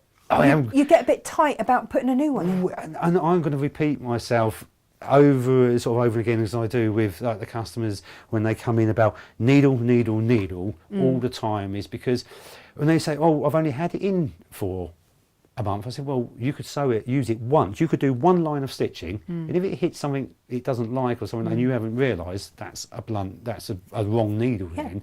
Yeah. But and you sort of say, "Well, I've only just changed my needle, or do I have to?" And as you say, for that expense and the cost of that one little needle, could save you a fortune in servicing later on as well. Oh, do you know what? That's a false economy, isn't Exactly, it? To not change your because needle. a blunt needle, first of all, will put extra strain to your machine. Second of all, it will push more fibre and fabric down underneath your machine, because obviously it's collecting Of more. course. So the fluff It's little things factor- that people don't necessarily think about, which hopefully Not having even these chats thought and of that. conversations, which is great on there, which prolongs sort of the life of a machine. The cost of servicing, obviously, on machines, to have it done properly, that is obviously, it's not cheap. On there, obviously not that you need to have them done regular at all on machines like this. If they're looked after, i.e. regular needle change, cleaning the fluff out, and things like all that. these things, So little things like that will not only make sewing more of a pleasure, will stop needles being broken or stop quality of stitch then not being right. It will prolong a life of a machine. It will sound better. It will feel better. So yeah, needles are quite important. So needles. So guys, get yourself one of our packs of 100, because I don't even think about it. Every project I put a new needle in. Just a new needle in. Absolutely. Just a new needle in. And then it's a great excuse for me to eat a little packet of Tic Tacs. I like the cherry flavoured ones. Oh, I haven't had those ones. No, I usually go for the lemon and lime ones. Oh no, the cherry ones are mine. And then that's my Sharps box. Yeah, that's it. I'm practical always round. Well, see? Something like that is brilliant. It's safe as well. It puts them down to one side on there. Realistically, you say, with the amount you sew as well, so you are going to go for a further and keep them safe. You don't want the children having them or anything like that. No. Obviously, imagine your pets you've got out there. I know. And do you know what? Malcolm, my cat, he actually pulls the pins out of the pincushion and plays with them. He's quite a clever boy. Yeah, absolutely. Tracy says, "I love my Dukey. They are a beast of a machine." And Pat says, "The aftercare is second to none." Well, thank you very much, lady, on that. And Carol says that I bought my Dukey solely based on Natasha's recommendation and love it. Well, thank goodness you added in the love it. That is brilliant. Else that would be a different kind of a show. Lo wants to know, is the 30% cave discount done at checkout? Guys, SJ's in there. She did it. They'll come back to us. Let me just find out. Because I know that we need to know that. Oh yeah, Jane's saying favourite feature makes life so much easier because the pull down. What do we have to do to get this 30% discount? It's written on the banner at the top of the website. It's written on the banner. SJ, is this one of your famous codes? Yeah, well, it's 2B Day. 2B Day. You never say these out loud, do you, SJ? Birthday. B Day, yeah. 2B Day. 2B Day 30. Oh my God, yeah. KFC. 30 off KFC. So That's have a catchy. B-Day and get a KFC. Yeah, okay. So obviously you remember that very well. I've got. Good grief. Okay. No wonder people are struggling. Thanks, SJ. Excellent. You know how my thing is that I always forget something when I Yeah. land at the craft store. SJ's is the most incredible codes. Yeah. To B-Day. To that and KFC. Not like the bathroom type B-Day. Not that. No. To B-Day. 30 off KFC. Yeah. So second birthday off 30% and KFC we all want for lunch. So absolutely makes sense somewhere. Even though it's like K-facet fabrics, obviously, but basically, guys, look at the top of your banner, cut and paste it on the top of your banner on the website. Francis says, "I love my Dukey NX7, which I bought from you last year." Brilliant. Oh, she said, "But can't get the needle threader to work. How do I order a new one, please?" Loving Gary's explaining the machine today. Go onto our website, or I can give you a direct workshop number. Yeah. Either or. The number's on the website as well. Just ring them, they mail order to you, email them, and they will sort that out as well. But they will do straight over the phone, so probably best if you ring them. They can sort it out there and then. They've got them in stock. You have it within a day or two. There you go, Francis. No problem. That's it. And like I say, and it's like you say as well, you know, it only takes one little thing to just be slightly out. Yeah. And the needle threader is just one of those things. That's it. And it is not just our machine, and we see it time and time again where it goes within the first short period, because once you've just not thought about doing it once and you've done it wrong once, you generally think, oh, hang on a minute, I need to do this, and you then don't do it again. And we all do it in different things. So Lisa says, sorry if you've already said it, but just joined. How often should we get the NX7 serviced? Well, any of them really. Yeah, it's one of those how long's a piece of string sort of thing, because the more you look after the machine, the more it looks after yourself. Right. So with basically, if you're using your NX for maybe business, semi-business use, then I always say a business, then you should put in a plan, obviously a financial plan, and because it's business use, I would put in my finance, then having it serviced every year. Yeah. So that costing will be then within that business. Domestic use, 5 years at least, maybe even 10 years on there as well. So. But that is then you taking the plate off, cleaning it out regular, changing the needle regular, and things like that. And it's just, we don't have a service contract. So it's not like you have to return it to us at all. It's not like you have to have it serviced within an X amount of time to have it the guaranteed or anything like that. Not at all. The servicing is purely down to the end user. If you say look after it, it looks after yourself. If you're one of these people who says, no, I just want it looked after every 12 months, you get in contact with us. Local dealer, ourselves, we can arrange to pick it up, everything, no problem at all. And Kate of Needlegate says, no offence taken, brilliant info, thanks. I didn't use one of the 100 I bought from you. Why did you buy 100 needles if you're not going to use them? We do see that, and I'll get a machine come in. And I open the accessories, and there's brand new needles in there. And I've got, you've got blunt needle, you've got brand new ones here. And we don't think sometimes, we just do what we do, don't we? Says I've learned my lesson. Thanks ever so. The thing is, all I say, if it happens again, I get the question again. That's when it's a slap wrist. If it only happens one, never a problem. Yeah, Susan says, love the large packets of needles. They do make me change the needle more often. It is, yeah. Julie wants to know, how do I get a Dukey machine serviced? So depending where you are, you can actually go onto the Dukey website, put in your postcode, and it will come up with Dukey Locator. So it will come up with a local service thing. Contact us. We have a full back-to-base service. So we would pick it up, we would service it, we would return it to you, whatever's convenient for yourself. So when you buy a new machine, is any of that servicing covered? No servicing's covered. Right. There's no need for it really to be covered in there, and obviously.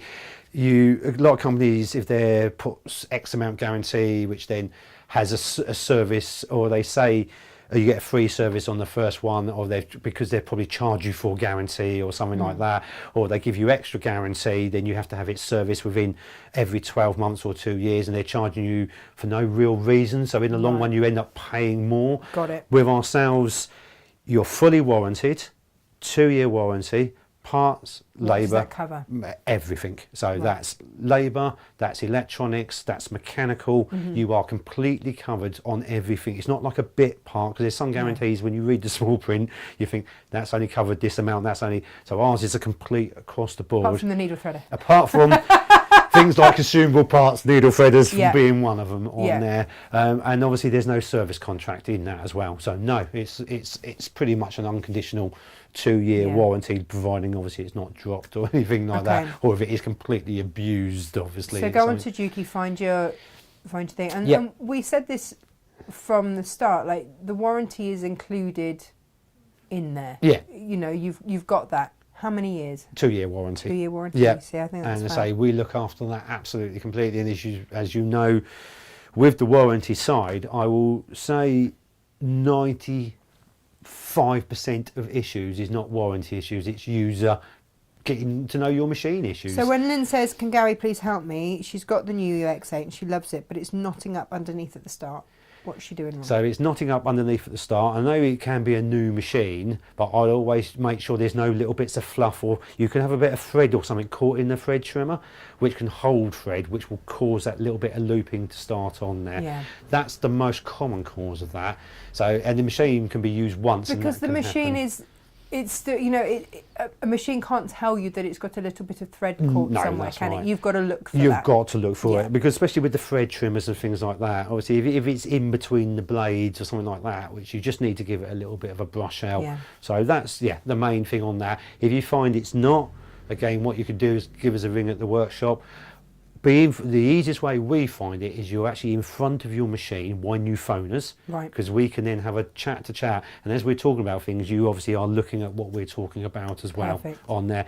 And we also have capabilities obviously of facial phoning, WhatsApping, or FaceTime, FaceTime WhatsApp, is the way. any of those, Absolutely. any of the above. You know, my terminology on technology is great. So. Sewing machine, yes. Not a problem. Phones, less so. And Julie says, love one of these, trying to get happy to buy one. Yes, yes, yes. Absolutely. Lo says, sorry, didn't see banners, was looking at fabric. That's all right. The important things. Yeah. Just remember the B-Day. Amazing.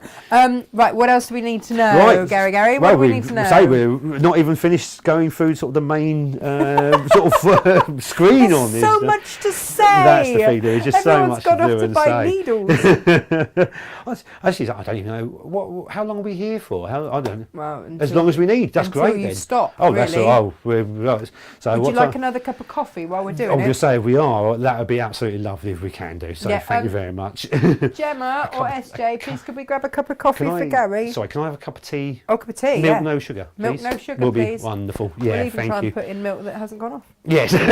I mean, we really know how to treat you here. They treat me well here. I'm looked after. Got a piece of cake. No, I'm good on that side, thank Okay, you. just No, checking. that's marvellous, thank you. No, the cake did look very nice though. That will be had Afterwards. later. Yeah. That will be. Lowe's bought her cake, so she's happy now. She can concentrate. Yeah. What's next? So, right, so we've got the wireless LAN, which is next, which is basically what we could have done right at the beginning. Well, Yeah. Was there a drink request? Yes, cup of tea, milk, 1 sugar, please. Thank you. Sorry, milk, no sugar. Milk, no sugar. No sugar in that, yeah, thank you. He is Yeah, switching well, up. Sorry. thank you. No, it's because he loves. Thank you. No, that's I right. know. Could I have some more hot water? Lovely. Thanks, man. So then, Sorry, 'cause everywhere. that's right. No, that's fine. That's great. No, Refreshments. I like this. This is nice. This is obviously a lot. As you know as much as me. Obviously, we do the TV stuff. Yeah, we do. And sometimes you can't have it as relaxed as this. Sometimes, can you? And things like that. No, because you get right royally told off in your ear. And also, we've got 1 hour. Bang. Yeah. That is it. And we really mess around and we end up then not sewing the machine at all, which we hardly have done. So at least we've got as much time as I. So I'm happy No, we with that. absolutely can, and that's just it. And the thing is that these shows are always on YouTube. Yeah. All of your past shows are on YouTube. So if you want to know about that differential feed on the overlocker, Yeah. you did a 2-hour show on the overlocker, This is and it. it's still on our website, So and brilliant. it's still on YouTube. So it's there as a resource for you Excellent. whenever you need it. And then you can fast forward a good then amount of it where our chats and conversations, you want to hear that again. So I mean, yeah, we won't be offended. No, Definitely won't be it's offended fine. on that And one. can they fast forward on their new machine? actually we can. Amazing! Yes, we can as well. Yeah, we can pause, we can fast forward, we can rewind, we can do all of that. Come on as then, well. show us then. What do we Right, do? so first of all then, because we didn't set it up at the beginning, we can go into the wireless LAN on here. So obviously it's now coming up with different availabilities. So I have a look which your one is, which is nice. So it's the top one there. Obviously it's asking for my code, so I'm going to just be in front of it while I put the code in. Excuse me a second. Are they all uppercase? They are. Maybe. I would say they are uppercases. Excuse my back, obviously here, but if you It's now your side. You're on all my right. side. We've changed camera. Ooh, is that a? Oh, SJ, who didn't write this Oh, properly? could I just ask? Is that a P? Yeah, it's MPT. That is Yeah, excellent. yeah, Thank yeah, you. Thought it was. We but just laugh double because check. it's the initials of Gemma's daughter. Oh right. Ironically, Okay. yep. So again, it's an easy one should be able to remember. Yeah. Then there's lots of numbers, and we always forget the numbers. But yeah, the rest of it's all good. Right. Obviously, once I've programmed this in, it will remember it. So I haven't got to do it each time. But this is your out of box experience, so you know it kind of needs that. That's it. So we say this could be done at any time, so I didn't have to do it right at the beginning. So, and then just connect that one in. So that's just authorising them now. And saved. There we go. So, Perfect. so that's now in there. So we've got your Wi-Fi on there. So we go back to the menu again. So I'm not going to carry on with that one at the moment because we're going to go to another menu for that. So we just carry on. Twin needle, as it says on the tin. If I press that, I'm telling you it's using a twin needle. It will automatically restrict then all the patterning. So where some of the patterning might be set to then 6mm, 7mm, it will reduce it down so you're then not smashing needles and things like that. So there's a nice safety feature that way. Then we've got the foot control function switch. So on our foot control, where did we put the foot? Where did I put the foot? Oh, it was in. I put it in the. I put it in the blue thing. Oh, in the side there. Commonly known as the semi-hardcore. The blue thing. Oh, it's gone out the blue thing. Well, I've moved no, what have we done with it? What have I moved it to? I love this. Oh, there we go. There we go. On the foot. There we go. One foot control. We know it is. We had to be close. So. Yeah. So as we sort of take it, I just do it that way. So we might have to see back on the screen. Okay, We can then program for back for the screen again. There we go. So the foot control is then here. So the main thing is we're looking at then is this button here. So normal accelerator, as in the left hand side. So the multifunction button, obviously we can have it switched off and not used it at all, but by pressing that we can program in. So we can have it so it will put needle up or down, which is the top one. We've got the thread trimming, so it will cut the threads. Press a foot lift, lock stitch, reverse stitch, one stitch sewing, or no function at all. So again, different points of sewing, different finishes we may want. So personally, I actually like it as the auto thread trimmer. So, but it's not my machine. So what does Natasha want? I like needle up, needle down. Needle up, needle down. Yeah, Brilliant. yeah, that's what I like. Okay, so I won't program until I want it. So now every time we press this button, it will do then half stitch, needle up, needle down on there. So obviously that can be changed at any time. So that's now set up. Oh, that looks like a lovely cup of tea with my initials as well. Got my own mug. You know, that is brilliant. Thank you very much. I didn't give him a sweary note. No. It's possibly got a bit of gayness. No, because I might be in on the the side as well. But we'll possibly know. Go watch it. No. I don't. That's all right. I don't mind the pink lipstick on there. That's COVID times. it's either that when I finish with it, leave it. Hang on. Well, by whoever did that. So our lovely Gaynor. Have you met? No, you haven't met Gaynor. No, She's I having a haven't, haircut. no. Gaynor Godiva. Best name in craft. Is that a real? Oh wait, is that a real name as well? Is it brilliant? Actual Fantastic. name. But she always has brilliantly bright lipstick, which is one of the ones that sticks to everything. And I could tell with the mug on there, it was definitely on so there. we'll get you a fresh cup. No problem. What do we need to know? So we program now the multifunction foot control. Obviously, we don't even have to use the foot control. A lot of people don't get used to the start-stop button. So we have that on here on the front of the machine again. Well, we will if I switch. We switch camera. it back. So at the moment it's go. red. So again, it tells you whether it's happy or not happy on there. But obviously we've not programmed it, so it's red. But that's your start stop, and then you have a speed slider control on here. So again, don't have to use a foot control. You can use the start stop and have perfect. Even though the machine's got 1,050 stitches maximum speed, by having it down on its minimum, I can literally get it doing about 75 stitches a minute. Amazing. Upload, which again you want sometimes. So you have that perfect control. When I have that, my 3-year-old uses my sewing That's machines. fantastic. Yeah. I undo the foot pedal. Yep.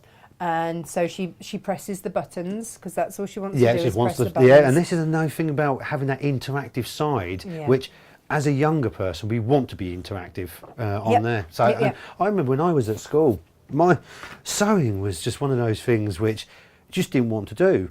One of my first sewing lessons was sewing on a piece of paper in straight lines, and the lines were already on the paper.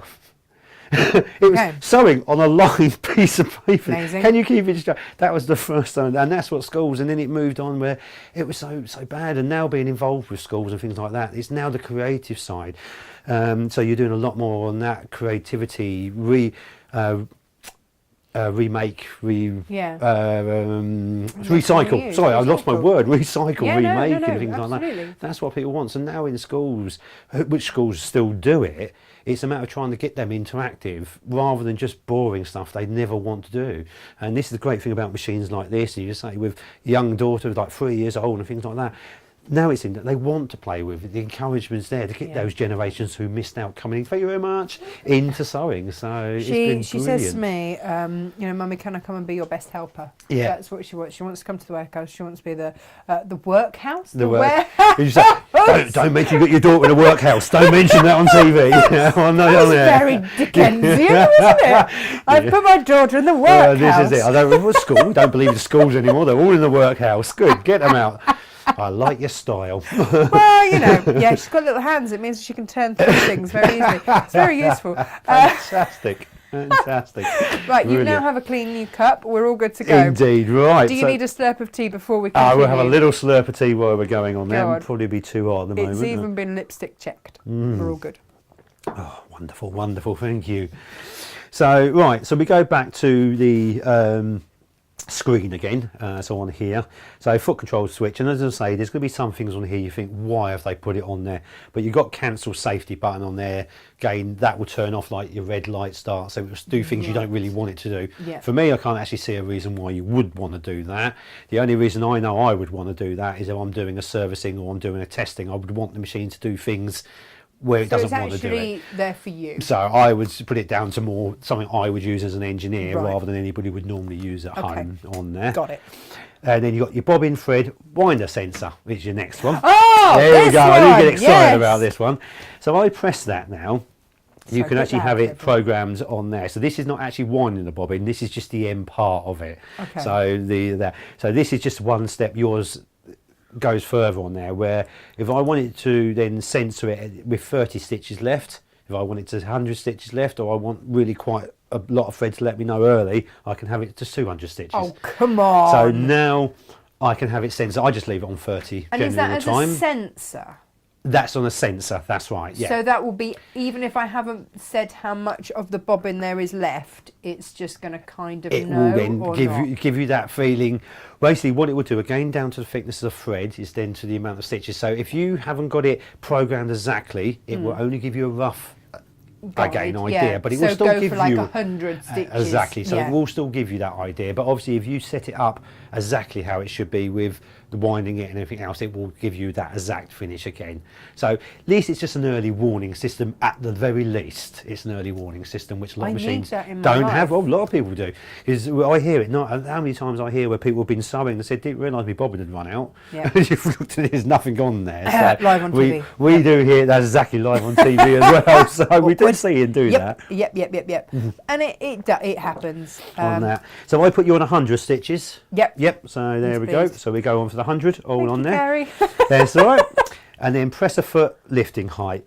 So at the moment, this is on 6mm. Yeah. If is that normal? For dressmaking, it's normal. Okay. For quilters, you usually want a little bit more loft on there, so it automatically. But what about when I'm piecing? This is it. So you want it on 6mm for piecing. Okay. But if I'm using, obviously, then a wadding, if I'm using just a thin wadding, like an 80-20 or something like that, stick it on 8mm. If I'm using a high loft, put it on 10mm.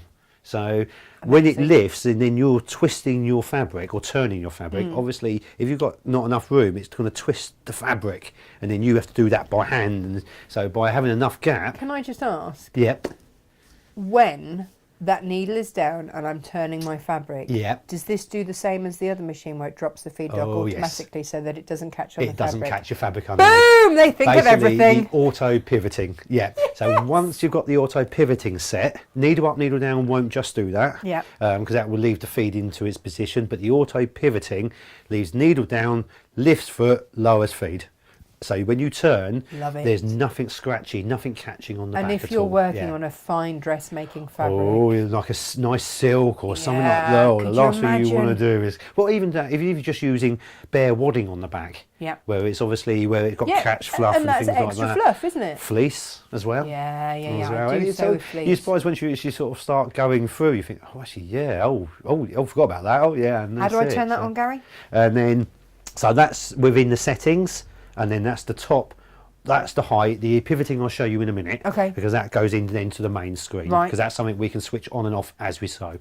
So all we're doing now is actually tailor making the machine to its actual switch off on settings on here, which obviously most machines are automatic or uncontrollable. So on that, so at least we're setting it for the type of sewing we do. So within that, so you've then got stitch speed. I just leave it on the highest all the time for straight stitch starting speed.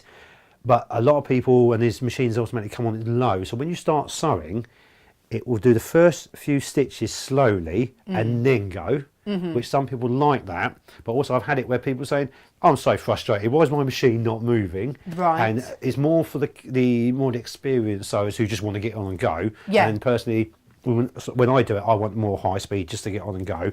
So I'd have it on the high speed, but you can have it on low, medium or high. Can we have high, please? Absolutely. I feel you would probably want high on that. And then reverse speed. Reverse speed, then that's down to doing, because usually reverse, you only really want it to do 2 or 3 stitches backwards. Yeah, you don't want to suddenly shoot off, do no, you? and also with a lot of people just say, why can't you have machines now permanently in reverse and things like that? Well, a machine's never going to stitch as even going backwards as it is going forwards. So this is why usually you'd only have those sort of 2 or 3 stitches on there of going backwards. So it doesn't really matter low, high or medium. So again, just going to do it on high, because it then just does it that little bit quicker. But also, this has got a locking stitch on there anyway. That's exactly what I was going to say as well. That's the other thing, is that I would go locking stitch over reverse stitch. Because sometimes I don't reverse straight. It's like my car. I don't always reverse straight, going to be honest. Well, but a locking stitch, you just stay where you are. And again, as we can go into the program, the locking stitch, we can have it so it's a single point lock stitch, so it doesn't reverse, or we can have it so that it does reverse as well. Amazing. So you have got the best of both on that, which again, we can program in later but on. It's only going to reverse by a few stitches. Literally 3 stitches forwards, 3 stitches backwards, 3 stitches forwards. Which is absolutely perfect. That is a perfect lock on, it's absolutely. Not running off, going crazy, running off that's anyway. exactly it on there. And also, the nice thing what we can do on here, which we will show you on there, is on that forwards and back stitch, a lot of people sort of generally don't use it because you can't start off the edge. With our machine, you can actually stitch off the edge of the fabric, on the fabric, off the fabric and on the fabric. Amazing. Without pulling it underneath, so it ties it off and doesn't pull it underneath. So we show little features like that, as we know over the years people have had problems with, and we've seen developments and why doesn't it do this. So again, this is the great thing about us being involved with the development of the machine. We know what sewers want. And also we know what they don't want as well. So that's the more important thing. Isn't it? Exactly, very important on there. So so that's the stitch speed. Brightness. So I go onto there, then what we can do, we can change the screen brightness, so we can go up and down on the LED on there. We can see that on screen there. We've got then the overall LED brightness on there, so we can then take that down. So and switch it off completely on there. Gary, can I tell you about an awful moment I had? On shopping TV. Oh yeah, go on in. I didn't have my talk back in. I don't really like talk. If I can avoid talk back, they don't allow me to have that. Yeah, no. So and when you're presenting, of course you've got to have it. But if I'm just guest demoing, then I try and avoid it. And so I didn't hear the director say, "Could we dim the brightness of the machine?" Right. So the next thing I know, the poor floor manager is coming at my machine with gaffer tape to cover over. No, you are not putting that on my machine. Was about what I said. Yes. Slightly more firmly. Absolutely. Hoping the cameras weren't rolling. If they were, there's a beeping going on. Yeah. Do you know what? It was one of those moments, and I did go and apologise because, I'm pretty placid, but there was that moment where you don't approach a £3,000 machine with gaffer tape and not arse. Exactly, but there's certain babies in your life, and you don't put gaffer tape on your babies. We are on that. You do not. I was very short, very sharp, so you should be as well. And I did go and apologise afterwards. I'd just like to say that, and we're all friends. But there was that moment, and I just said, look, just ask, because it's a Dukey. I can change that. That's exactly it. And now they all know. On that. That's it. It's a Dukey. Well, they all know not to do that to you again. Absolutely not. I know. Why doesn't Natasha ever do it? Hang on a second here. Awkward. But that is say, literally, I've got a slider scale, so we can take it down and up and what we want. And also, because this has got 8 lights on it now. So you've Amazing. got double light, double light, double light, double light.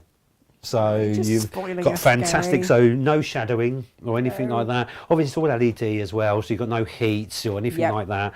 Perfect. And another nice thing, what we can do on here is, obviously a lot of people use now with the bright lights, the white lights. Yeah. And the thing is with that, a lot it's not necessarily as good for the eyes for concentration, because sometimes it's a bit brighter.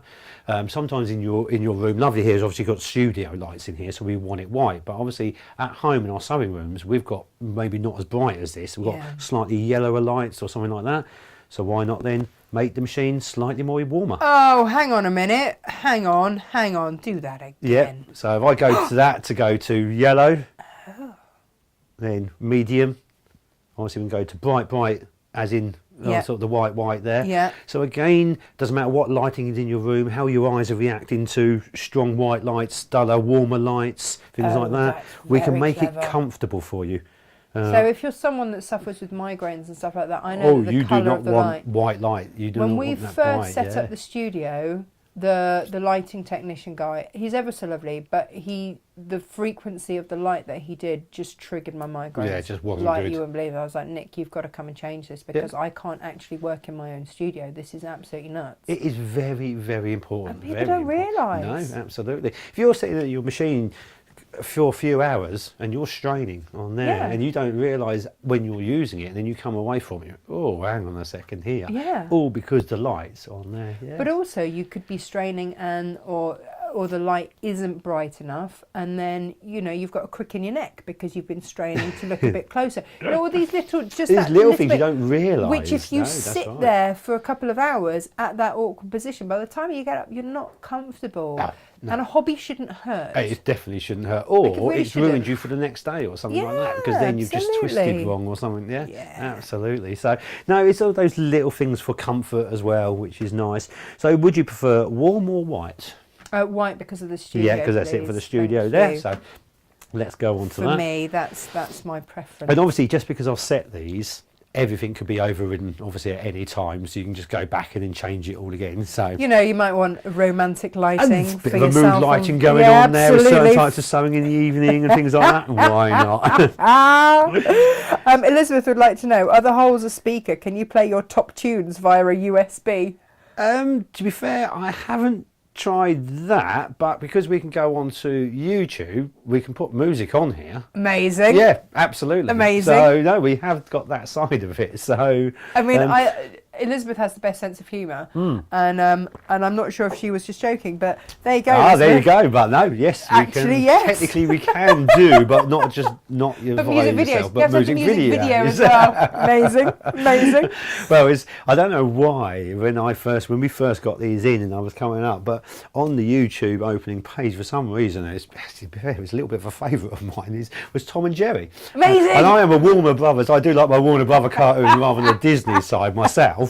And it was Tom and Jerry, so I had sort of, I have to have it on in the shop then. I know it's not my fault. Cartoons. Yeah. What can I do about it? I've got Tom and Jerry running around in the background. Tom and Jerry. Elizabeth just says yay, and Carol says warm to white light. Boom! Thank you, excellent. See, it's setting the mood already. It's great. It's fantastic. Sound volume literally says what it is in the tin. Obviously, like for playing your music. Yep. You want to study a bit of party time? Whack the volume up. Brilliant. If you don't, you can have it down. So it answers that as well. Obviously, we can turn it off completely. So. Yeah, when the neighbours bang on the wall, right? Yeah. It's not my sewing machine. It's nothing to do with never that. Believe you. Yeah. And then we've got pivot. On there, this is to say literally, as we were saying about the pivoting on and off, and then we can change the height of the pivoting. So most machines will give you that auto foot lift to a certain degree, we can now have the auto foot lift up to 6mm. So we're talking really quite thick waddings. So when I've got lofty wadding going on, I don't need to be catching it anymore. You don't need to be catching really any whatsoever. Annoying. This will do it all. And also things like, even when you're doing thick seams and turning over like jeans where you've got to turn on a seam or something like that, obviously most machines won't allow you to do that on there, where obviously we've got the higher point. Because this is sewing needs. This is not gimmicky needs. This is not embroidery functions, features which you use once every now and then. This is something you use every time you sew. And by tailor making the machine for perfection, then it's going to enjoy, it's going to allow you then to think, well, I don't mind buying better fabrics, quality finishes and different like that, because it's going to encourage you to use it, because you know it's not going to chew it up, it's not going to damage it, it's going to be easier to use. The end result hopefully then is going to be a lot nicer as well. So amazing. Yeah, so obviously taking that, so I'm going to leave that switched on. Perfect. On there, I might as well leave it on its highest as well. Why not? Needle position, stop on there. So even though I can override it on the machine and manually choose every time, I can just program it. Obviously, I always have it so it permanently stops in its lowest position, because usually when you want your needle out is when you want to take your fabric out. So then when you use the thread trimmer, it will automatically then cut the threads and bring the needle up anyway. So so I always leave it on low. And then darning adjustment. This is actually to do with the feed system on here. I would say this is something you probably never ever touch. And how many times, when's the last time anybody did darning? They probably haven't done for a long, long time. So actually, Gary, I would differ, because if you look at jeans. The distressed look jeans. Yes, this they've is got true. darning They do on now it. have, actually, they've got it really just do. as a fashion feature, which is hilarious. And I'm glad you've just done exactly what I couldn't work out when I was demoing the other day, why it wouldn't let me show the darning feature. Yeah. I had the walking foot on. You had the walking foot on, and then with you've one, just done exactly the sorry, same I've taken thing. it off without even showing anybody. So as soon as I put that on, and then we go to sort of the darning adjustment on there, and then we go. Okay, what did it? Oh, because I haven't got the walking foot now built in. So you've just taken it off. The dual feeding, that's why it's on there. So because I had it built in, it's obviously come up on screen. Obviously, please remove there. Yeah. So again, not just a little byline or a different colour light, a full information screen as well. Yeah. And this is where another thing where people are sort of saying, who's the machine for? Everyone. Yes, it's for everybody, because as a complete beginner, it really does assist and help you. As an advanced person, we still do things wrong anyway, so we want it to help us anyway. And that's the thing, and that's what you're getting up from the NX7. That's that the NX7 didn't tell me why it didn't want to do it. It wouldn't allow you to do it. It just wouldn't let me do it. That's it. And I was, thinking of something else. I was like, Carol says, haha, romantic lighting. Yeah. Tunes. I feel a date night every night. Brilliant, there absolutely. There you go. Yeah. You see, you're never going to be alone with this. And Nolo, you can, well, I guess you could watch your naughty stuff on there as well. It's up to you. It's restrictions. Oh, well, there are restrictions. There's restrictions. No, this might not be the machine for you after all. On there. Yeah. So that's sort of going into the setting side of it on there. So we've now basically gone in, tailor-made the machine, set it all up that way. But then we can go through. So we have got the sewing side, the history side on there, which I'm going to go back to. Okay, once we've done something on it. Once we've actually sewn on it, that's it. So what we're going to do is then go to the Dukey sewing net. So if I go into now Dukey sewing net, so obviously it's saying it's not connected. So I need to go back to settings, go into wireless, make sure it's switched on, which it is all on there. So then let's go back to... No, it says a machine to use when you're drunk to remind you to do something. I mean, it's got that, but just remember, Lo, it also has a history as well. So it will remember even if you can't. Right, so... Is it not loving our Wi-Fi thingy? Yeah, sometimes it's not catching that one. Carol says... Authentication problem for some reason on that one. Did we put it in right? Yeah, I thought I did, because it did accept it. But let's have a... Carol says, I love my Dukey machines. Wouldn't swap them for anything. Wonderful. This is like me with a new phone, Gary. I'm not going to lie. I can never get the all the codes in right first time. Well, as I say, I've just recently bought a new TV. And I don't have a lot of tech. I've got a TV, to be fair, my old one's probably about 10 years old. Yeah. Does what it is, so I don't need technology on that side of it. But then having the new TV is asking for email codes, he's asking for this, he's asking for that. Oh, I know. I don't know. And also, it's not that I don't use it for anything either. So, but it still needs it all on that. But this one is literally, if you never ever wanted to put it on YouTube, you wouldn't have to worry about anything. It's not like the machine will not work without it. Because obviously with that technology, mine needs it. Without it, it just won't allow me to do anything. Nuts, but isn't it? At least with this, I can still do everything. So yeah, I'm just going to put that in again. Oh, Elizabeth, aren't you good? She said, I never sip and sew. Well, that's very wise. Absolutely. Very wise. I mean, this machine, it's got everything, isn't it? Duplicating. Lo just wants to know who sips. Well, it is one of those things saying about obviously machinery, needle and things like that. But we even sort of, one of our free motion tutors, she just said one of the best ways to get used to it is relaxing. Glass of wine, just relax with it, relax your body, flow with it and things like that. Yeah, so. I used to wakeboard a lot. Yeah. And if it was going very bad, I would just neck a something. This is I used to stay up there overnight, by the way, because they had obviously you could camp do it, or whatever. yeah. But I'd neck a quick sambuca.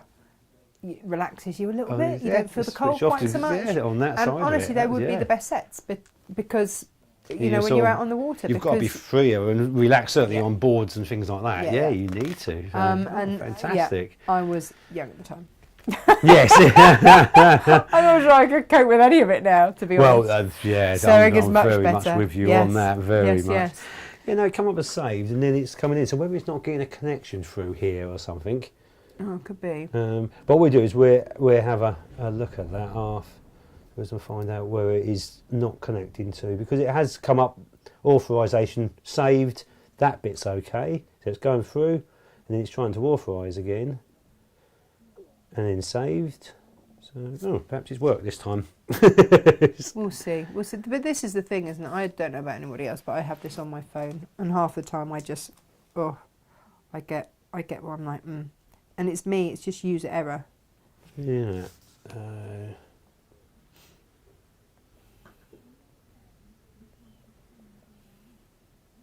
Right, have you all remembered your code? It's like a little test, isn't it? I'm going to try and remember what it was that SJ said it was. So, for your 30% off Cave today, and it is only today, it is only for today. If you don't use it today, somebody tried to use yesterday's code today, it won't work. It is 2BDay 30 off KFC. And that gets you 30% off any of the KFC fabrics that we have. Okay, just so that you know. Just so that you know. And also, we are back to smarf wearing. We're down to the last handful now of our official ready-made smarfs, which are on at a ridiculous price. But they're there if you would like. But when they're gone, they're gone. We're not having any more made. That's it. That's it. What are you doing now, Gary? I was just still trying to connect it to your Wi-Fi. Our Wi-Fi is a little bit temperamental, Yeah, if I'm honest. Sorry about that. That's all right. It's saved. Yeah, it's connecting, then disconnecting, and then.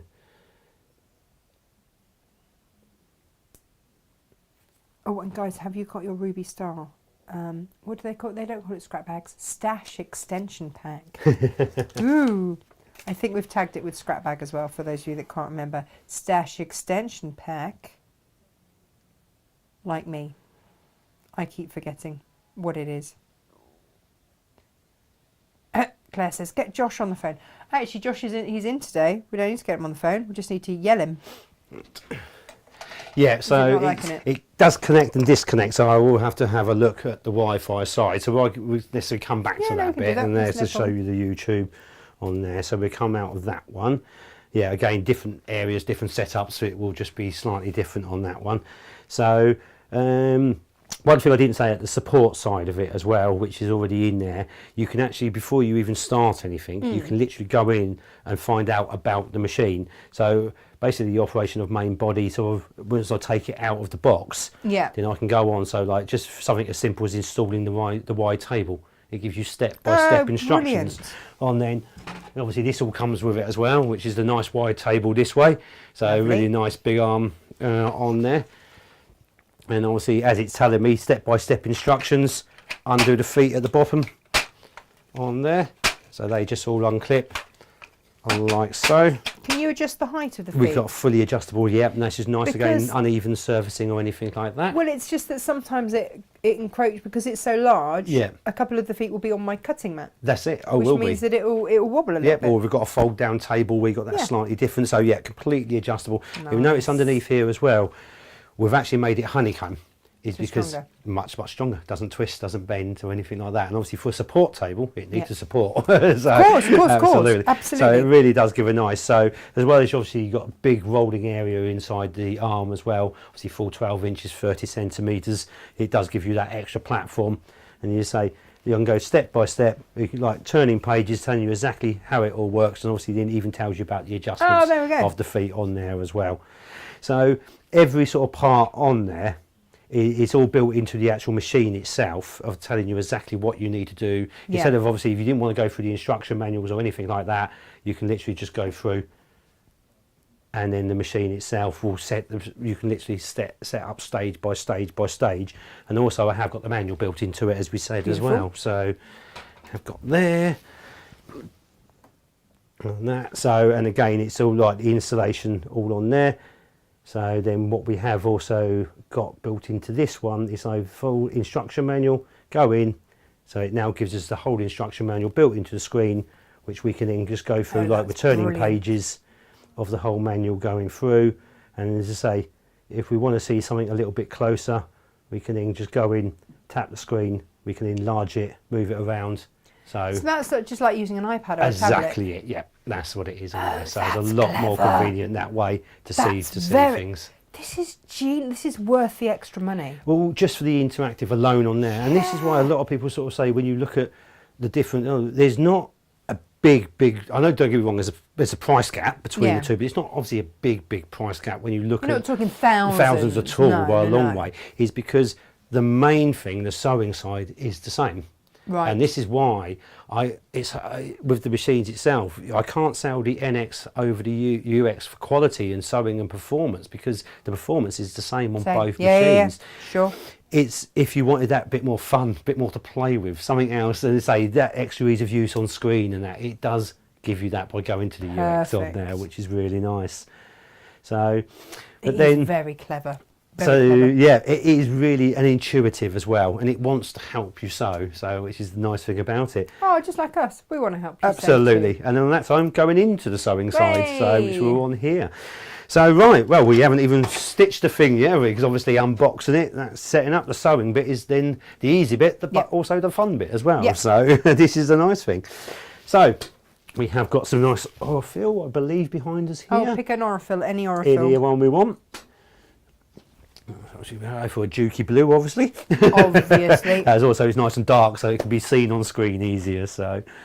Oh, hey Ali, do join us, Geraldine. My love, thank you so much. You are super naughty, and we love you very, very dearly. Right, so a blue thread. Yep. So based of all, winding the bobbin first of all on like so. So a lot of the machine itself is very conventional, same as probably like 95% of domestic sewing machines out there. So there's no real difference, nothing new to get used to relearn, etc. that way. But it is all arrowed and numbered. But obviously I can go onto the screen and actually have a video showing me what to do as well. Oh, now come on, show me your video. That's what I can't do at the moment, because we haven't got the connectivity, I'm afraid, which hopefully I'll show you before the time's up. We get it connected on there. But obviously once it's connected, I can just bring up the video, exactly how to thread it, little tips and techniques all on there as well. So what we're going to do is follow the arrows and numbers. So the dotted lines, this is then just the overhead. And then we're just going to wrap the thread round the bobbin, same as we would do. Got a little thread trimmer which just cuts the thread and holds it, and then we just engage the bobbin winder, and away we go. So pretty much the same as what we've all got home already, so there's no real difference that way. The difference is it's got a completely independent motor for the bobbin winder, so I can actually sew and wind at the same time if I want to. And also with this one, when it's full, it won't just pressure stop, it will actually disconnect itself completely as well. So you're not compacting the thread onto the actual bobbin itself. So obviously a lot of machines, they just pressure stop.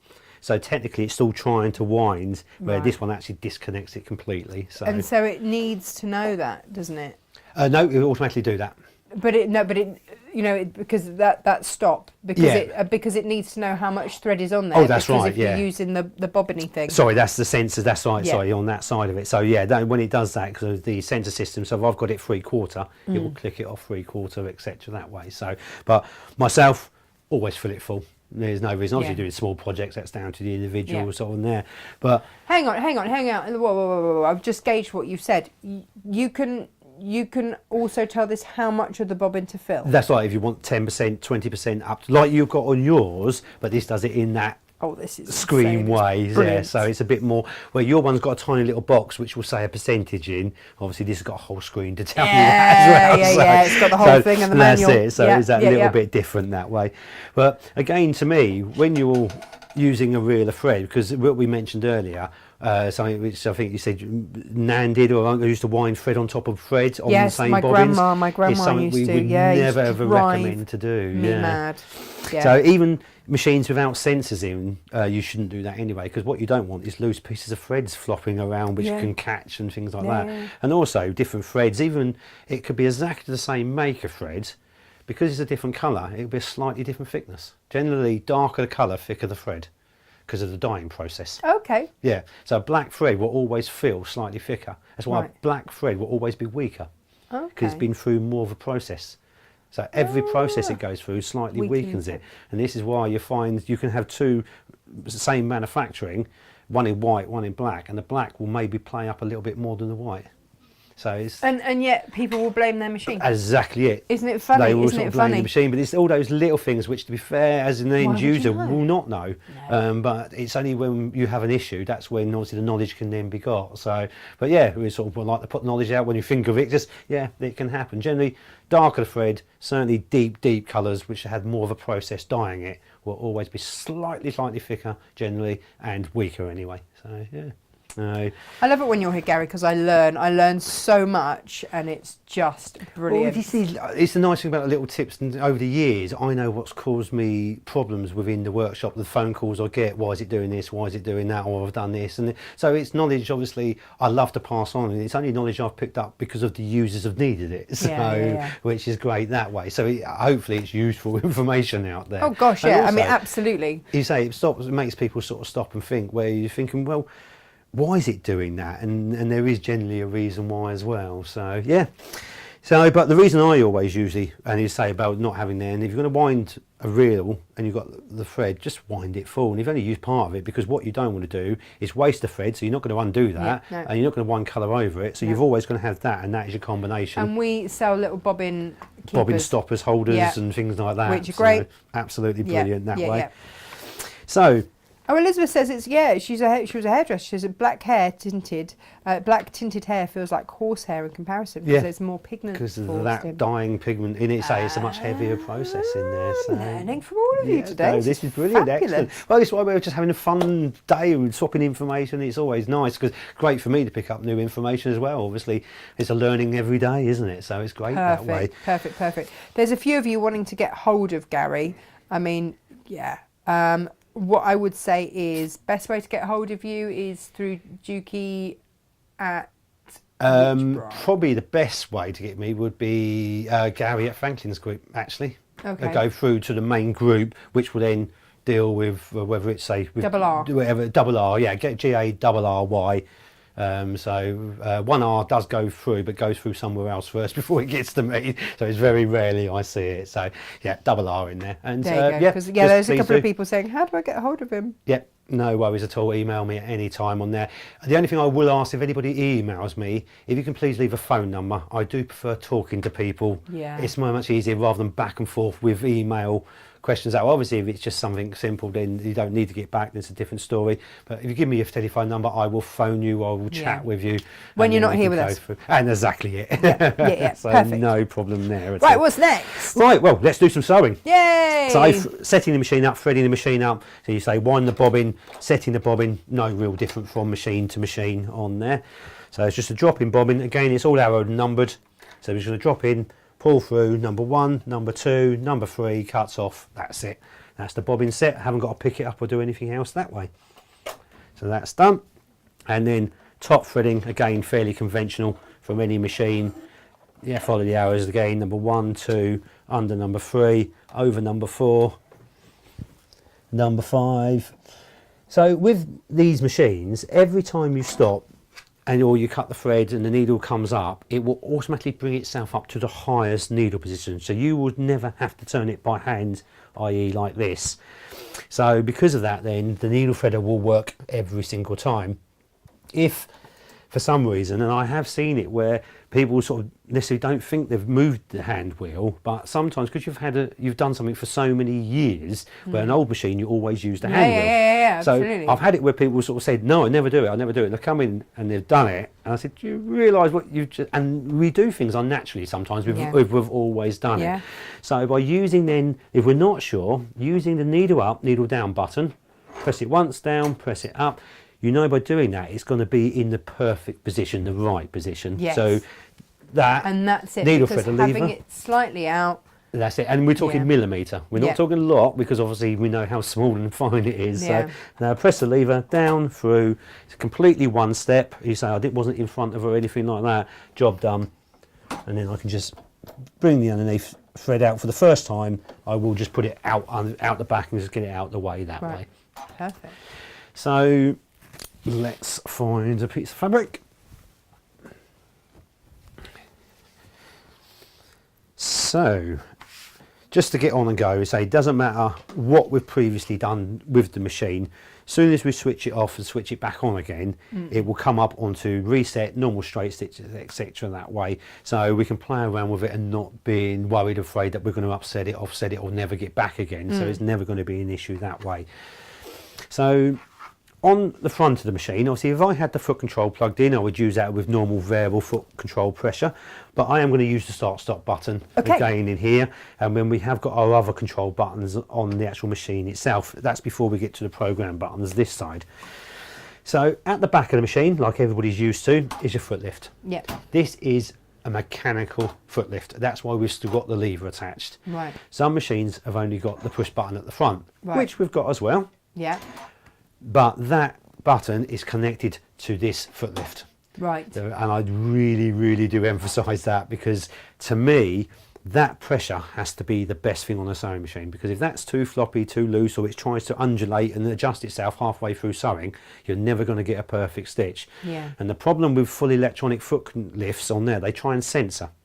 And that's why sometimes on some manufacturers you hear your machine going making different noises as you're sewing, because the machine's trying to adjust.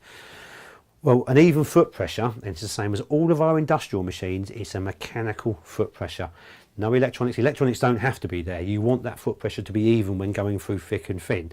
So the nice thing about that, even though you've now got the electronic auto lift and pivoting, it is still 100% mechanical on the foot lift, so, which is great that way. So, but again, having the foot lift there as well, which is nice. The button next to it is in my drop feed, so for free motion and things like that. Then I can just press that, then the foot then will just, the feed will now drop down, obviously for all your free motion, ruler works, etc. that way. If I just press it again. And I love that there's a button for that. On the front. There, so it's not tucked underneath a lever or something like that. Some of them you've got little levers and that. Some of them you've got to take bits off to find it, and it's like hunt the feed dogs. It's there, it's in front of you, and it's something, obviously, to be fair, years ago, obviously things like darning and things like that weren't done that often, but creative free motion and everything else is so big now. Why not make that accessible? Well, do you know what? We want that accessible on there. Moving with the times, isn't it? Exactly it. And also that button will double up. You can see we've got like a picture of a padlock next to it. And if I hold that button and keep my finger on it, 5 seconds later, this now appears on the screen, lock mode. Okay, I have a 3-year-old. Exactly it. It's very, very useful. What are you going to say? Any little fingers and things like that now, it's locked into what your settings are. I can sew, no problem. It's not just that though, it's if I'm arranging something underneath. My spaniel, God bless him when he was alive, was with me for 15.5 years by my side. And he curls up on your feet. The whole time. And the number of times that he curled up under my desk and my foot pedal would suddenly go, scare the living whatever's out of me. because he'd curled up and he'd stretched and he'd gone on my foot pedal. Yeah. Dangerous. Oh, but if you're messing around and then fiddling with here and suddenly that happens on there, then that could Or if you've left some work on there and suddenly, he's gone off at 1,000,000 miles an hour on my high-speed stitching. And made because I've holes got in it everything and set stitched it to all my together. high-speed stitching, not the gentle. No, that's right. Give you time to get back and see it, but no, absolutely. So again, it's just that safety feature again on there. So all it things does thought have about. that. Brilliant. So then needle up, needle down, thread trimmer, which is in the yellow button. So quite straightforward, those ones on there, they're just manual controls. Can I be really honest? Yep. I thought I'd peaked when I had a thread trimmer on my machine. I was so thrilled when I got a thread trimmer. And it was one of those things that my next machine is going to have a thread trimmer. It actually saves me so much thread. It saves you a lot of thread. And time. It's exactly it. I'm thinking, and also, it's not a gimmick because it's something you do every time you sew. Yeah. And if it's something you do every time you sew, why not have something to do it for you? Exactly. And then the nice thing you say with the thread trim, obviously it can be programmed, it can be done as manual and things like that as well. And it's certainly not so much obviously when you get to this level of machine then the thread trimmer is normal, but like with your DX and things like that, and there are models of that without thread trimmers. Never. And it's people then sort of say, well, if I'm going to, why do I want to pay 100? Say if I say, why would I want to pay £100 for that button which then cuts the threads? And I say, would you buy a car without electric windows? You don't need them. No. But would you ever do it? You wouldn't. No. Electric windows has come a staple because it's something you do every time you drive. Yeah. It's certainly not needed. It's like a thread trimmer. You don't know you need it, you know you need it, but you don't necessarily realise how easy it is by pushing a button every time you cut the threads, rather than having to pull threads, cut threads, waste threads. And then trim them because they're too long anyway, so you've got that double action. So the waste of thread, the waste of time, everything else that way. So it's one of those things, once you've used the thread trimmer, you don't go back. And it's one of those things. So that is always a treat for me. So and it's the small things. Well, it's the small things which make life simple. Absolutely, very much so. So what we've got on here now, obviously we've done nothing on here, everything's going, we're just going to press start and just let it sew. Slow it down a little bit on there. See, Ali says she needs a thread trimmer. How many times have I cut thread with scissors only to have to rethread everything again? I've lost count. Yeah, Ali, you do. Absolutely, especially when you're doing lots of little piecing. Nicely. So that's basically just get on and go, same as any machine, it is that easy to do. Hermes? Is that way, please? We're in the middle of a TV show. Thank you. Bye-bye.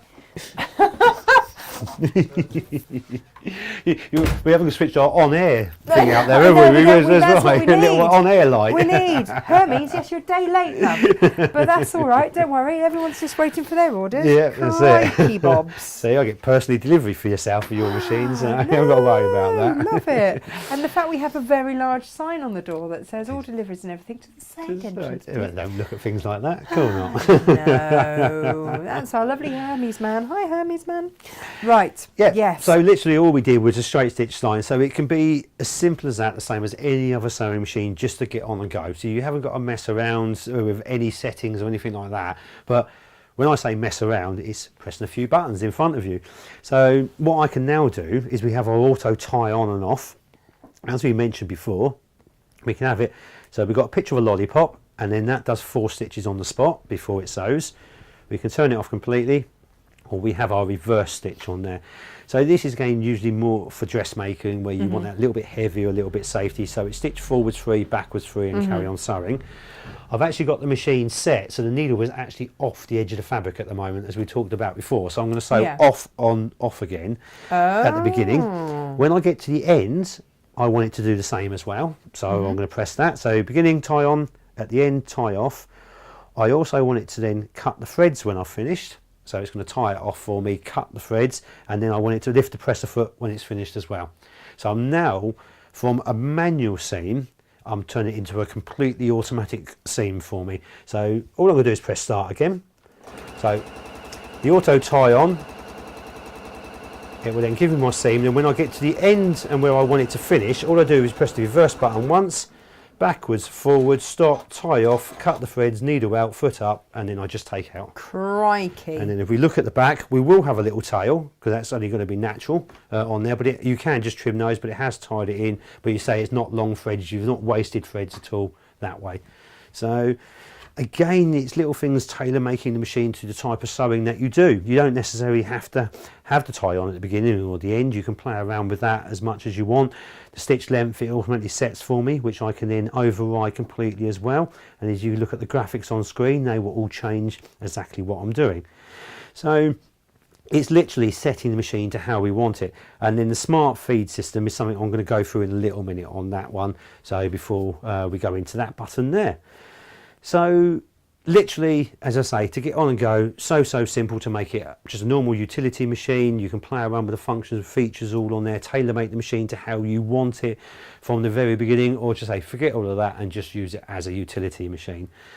And then from stitch to stitching, it is really as simple going into the menus on here, of pressing the number once. The menu will then come up. It will then allow me to scan through what is within that menu. Obviously there are diagram and pictures on the top of the machine, on the top of the lid here. Obviously the manual still gives you all of that as well, but I can literally just scan through left and right, up and down, and then I can go through like practical buttonholes, applique, tapering, quilt lines, scallop stitching, 1 point marks. These are again all creative decorative stitches, and then all the menus, or I can skip the top menu and go directly to that group of stitching as well. So you've got a lot of choice to make it easier for choosing your different patterns through the several hundred patterns it's got to play with on there. Several hundred. Yeah, well, so and alphabets too, by the way. That's it. So, well, did we say in several hundred? We have, I think, it's a variation of just under 500 stitches built into it. I know on some of it says less, but you can play around with them all as well. So technically, it's endless the amount of stitches you've got. You have also then got what shall I say?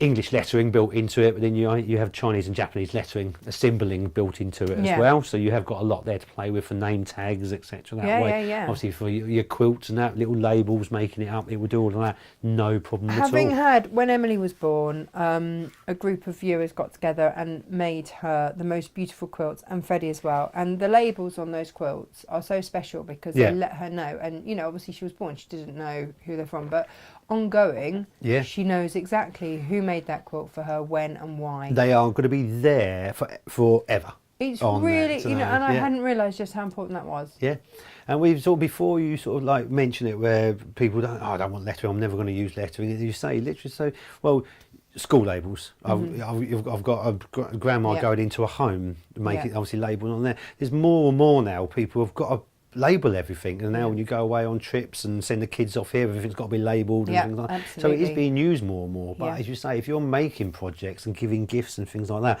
having a personal label in there, in 10 years down the line, you can look at that and know who gave it to you, and that it was made with love. And it was made with love as well. Because if you're putting the hours, quilts are not made quickly. Definitely not. And also not cheap as well. No. Once you start putting in all the factors into the threads, the fabrics, the bonnet and everything else. So I think it's nice to have that recognition that was handmade for someone with love. And also, we're going through things like that, and we say, well, I need a bit of a clear out of the wardrobe this time. If I've got something with handmade on it and with love, and I know that's personal, that's never going to go. No. Where if it's not got no label or anything, that could have just been a gift from a shop or something like that. Also, I've got friends that collect samplers and things like that. And actually, the really important and beautiful ones are the ones that have the name of who stitched that sampler. That's it, because it's giving that. Well, it's connection, providence sort of connection on there. That's all it is. It's that human connection. Yeah, that's it. Not just a mass-produced factory something. Yeah. I know, absolutely brilliant. So then, just going back, to the normal practical stitches again, just playing around. So if I go on to zigzag, for instance, on there, again the graphics will appear with on screen, and then just put the foot down. So again, it's happy with everything. The light is green. We can then just press start. Obviously, you've got the auto tile and that I haven't changed so far, so that's still on there. But then as we're sewing, what I can still do, so we've got a zigzag width control, so I want to make it wider as we're sewing. Again, the graphics will change on screen. It gives me the actual sizing underneath as well. And then take the stitch length down, So down sort of 1 mil, dropping it down. I know particularly on this one, satin stitch goes down to about 0.4 or 0.3, depending on what fabric of thread I'm using. Obviously this is a slightly heavier thread, and then once I've got it set to how I want it, then I can speed the machine up. So things like a plique, let's put it down to 0.3, and then once I've got it set, the plique, the feed system, it will allow me to manoeuvre. So again, you can see it, you can adjust it, everything as you're going to get that perfect finished on there. So, which is really nice, and again, I adjust it all up as well.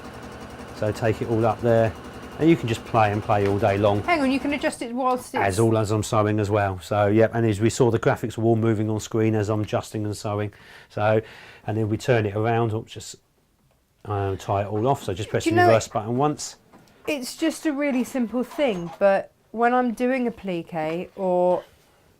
Oh, lovely. That's a bit good, isn't it? Look at that! There. Oh, so again, just very simple, but obviously, first of all, we changed then the width slightly wider. Then we obviously the density, got it closer and closer then for more of the satin stitch. Then I elongated it up slightly and then played with the width again. So completely overrideable. Again, that creativity for scenes, also different fabrics, different threads. Thread, there's for thread sewing where you can create scenes and things like that. That's it. Is phenomenal. The other thing for me is that I do English paper piece. Right.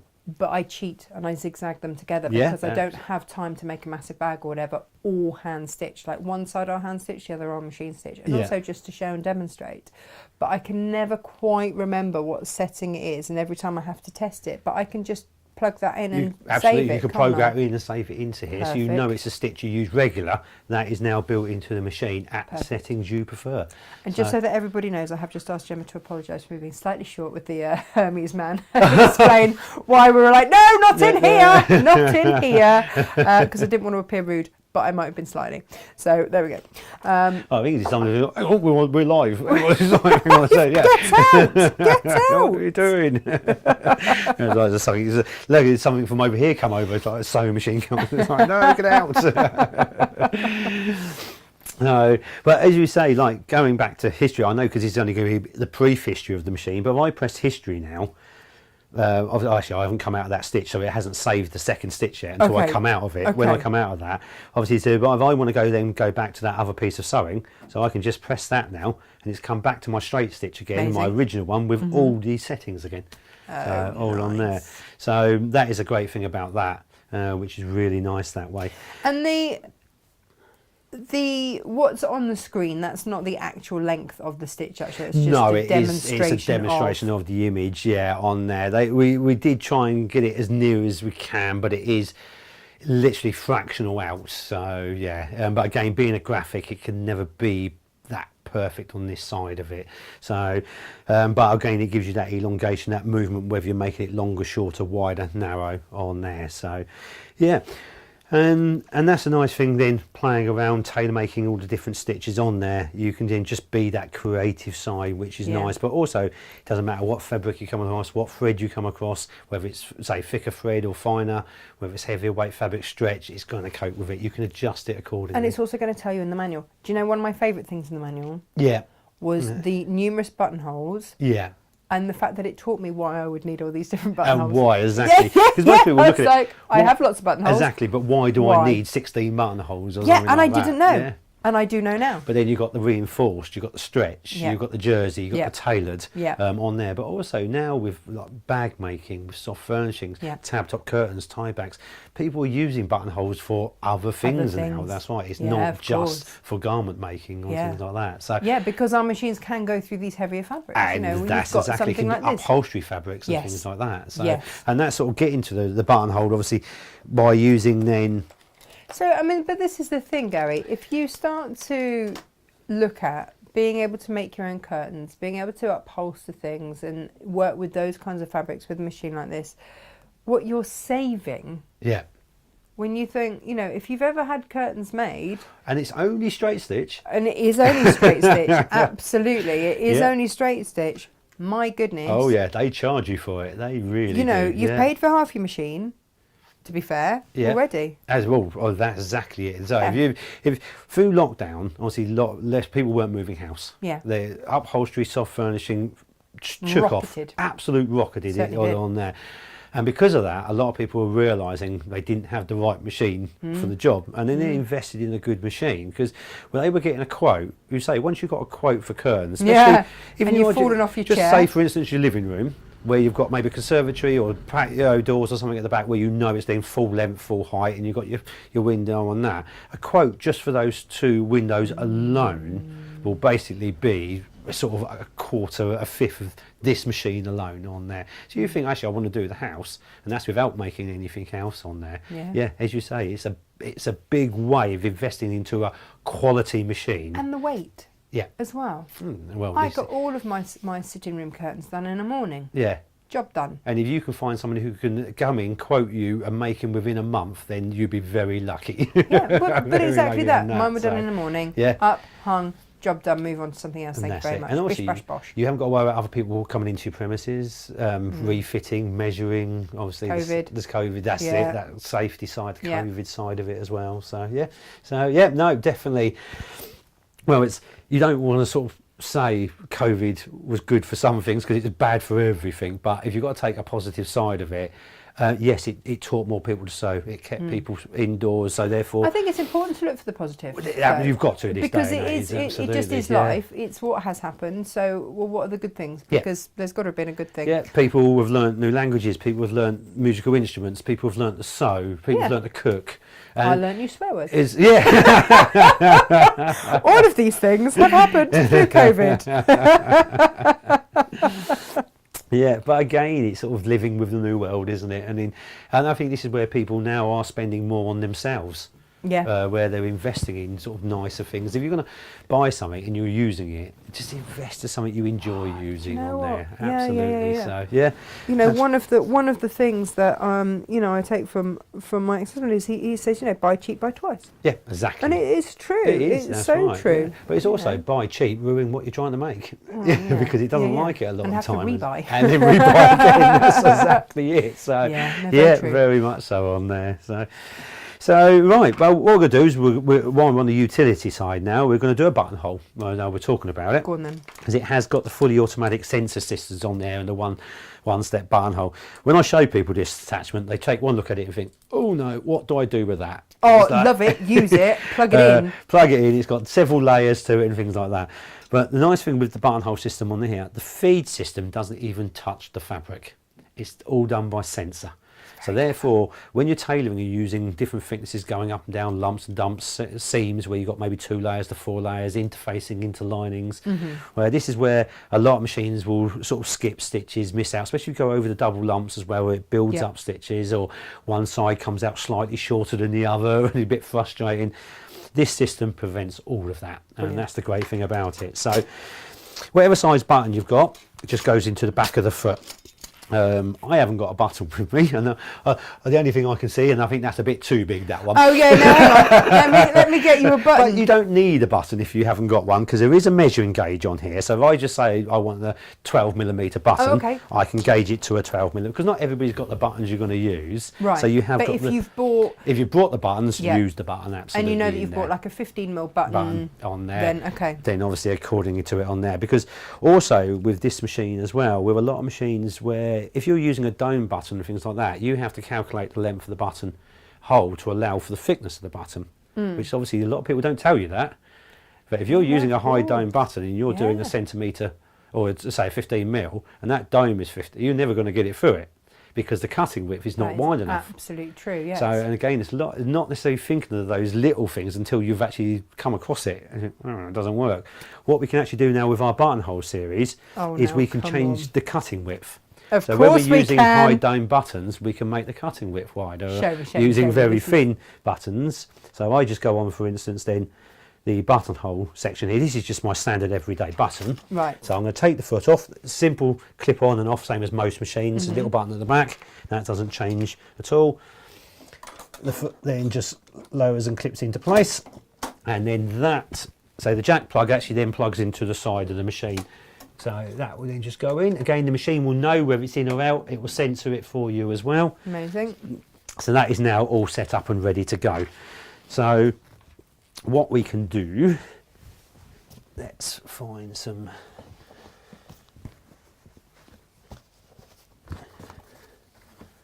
awkward fabrics, as we like to do. So.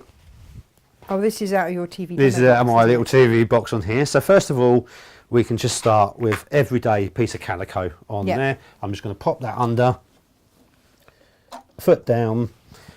With this, it's set the length for me, it's set the width for me. Obviously, I know it's going to size the buttonhole for me, so I can literally got the scissors, so it's going to finish off for me.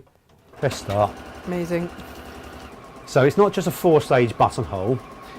Most of the buttonholes are a 7-stage buttonhole, so it reinforces it underneath as well. So it's more like a tailored, so they're slightly raised, but obviously a lot stronger. Smart. But other than that, if I'm using it on stretched fabrics as well, obviously you want the fabric to stretch, but you don't want a buttonhole necessarily to stretch too much on there, because obviously on there, so it prevents that from happening as well.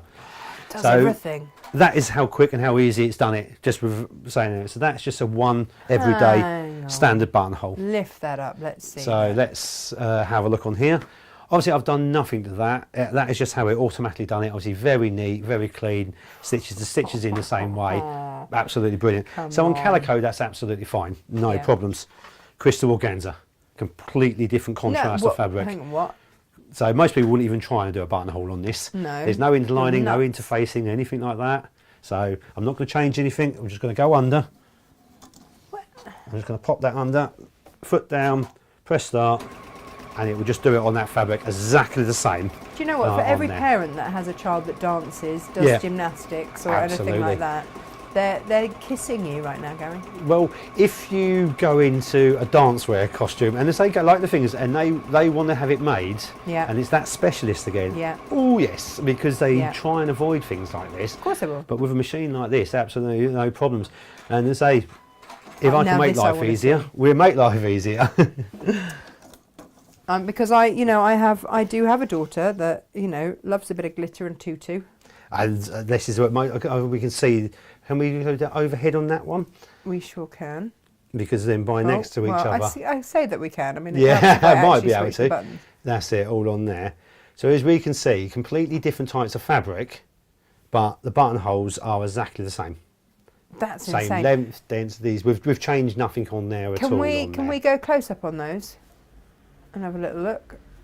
I move that to... Move it up to the machine there. Oh, there, in there. So just the right angle. There. There. So as we can see, completely different types of fabric, but exactly the same that way. So... That's magic, Gary. That and the thinner wise, absolutely no problems. But obviously the difference is then when you come to thicker, and you're using, say, like dome buttons and things like that. So if you're going to do like a wool fabric, so which is there, well, obviously most of the time you're doing a button band, you've obviously not got double fold, single fold. Obviously demonstrating on something like that is a doddle, but you don't make garments out of this, you don't. So you might make bags or something, so it's going to do it on that or easy. Togas or something like that, and they have to do the Olympics in a toga at school. True story. Brilliant. So going back to Athens again, right back to the start. So we've got a wool mixed fabric, so it's a heavy wool like you was to make a jacket or something like that. Obviously I've triple layered it, so you've got different layers that it's going over, because that's what a button band would be on there. So I'm going to pop that under again. Of course you are. And then what I'm going to do this time, I'm not going to stick to a normal buttonhole. Let's have something a bit more awkward on there. I mean, and it's buttonholes a lot of people don't usually like to do because they don't come out that even, which is the keyhole buttonhole. And a lot of machines, when they do the keyhole buttonhole, the reason it doesn't come out even is because they do half the eyelet and then goes down the back side, then it comes across up the back side and then does the other half the eyelet. And doesn't match. Don't always meet up. So because they don't have the sensor system and the feed system. But this does the whole eyelet first. The shape is going to be perfect before it does the beads. And what we can do now, so at the moment we've got standard, so the cutting width and everything else that way. I just need to change the camera there. On the angle that way, but we've got a little cog here, which is that button. If I move there, so there, if I press that button, it's now, this will give me options on many stitches, what I can play around with. Obviously the buttonhole is only allowing me to play around with the cutting width. So I press that, and it's now making it wide. I can have it narrow, so I can, or standard. Come on. So I can change it So obviously what I want for the wall fabric is a wide cutting because I'm using a dome button or a heavier button. Yeah, do you remember those like those leather plaited buttons? Lovely, lovely. That's what's going on there. You know it is, Gary. So many of those still. People still buy They're those. A classic. Absolute classic. They'll never go out of fashion. They really won't. But the problem is like because they were quite dome, they would not go through a normal buttonhole unless you made the buttonhole 1.5 times longer. Okay. So on there, because then you've got room. It looks very odd, and also it's loose. So what you need to do is make the cutting width wider to allow the bulk of the button to go through. Well, this so is why genius. not let and is that what you've just done? The machine. So I've got it on wide. I'm happy with that. It's happy. So I have to tell you, Carol, who is planning date nights with this machine, says I can never get a buttonhole neat or look the same down a shirt. Boom! Seriously, need this machine in my life. And you say, yes. Because it will censor it, because it's not allowing the feed system, which obviously the feed system can hit different types of pile.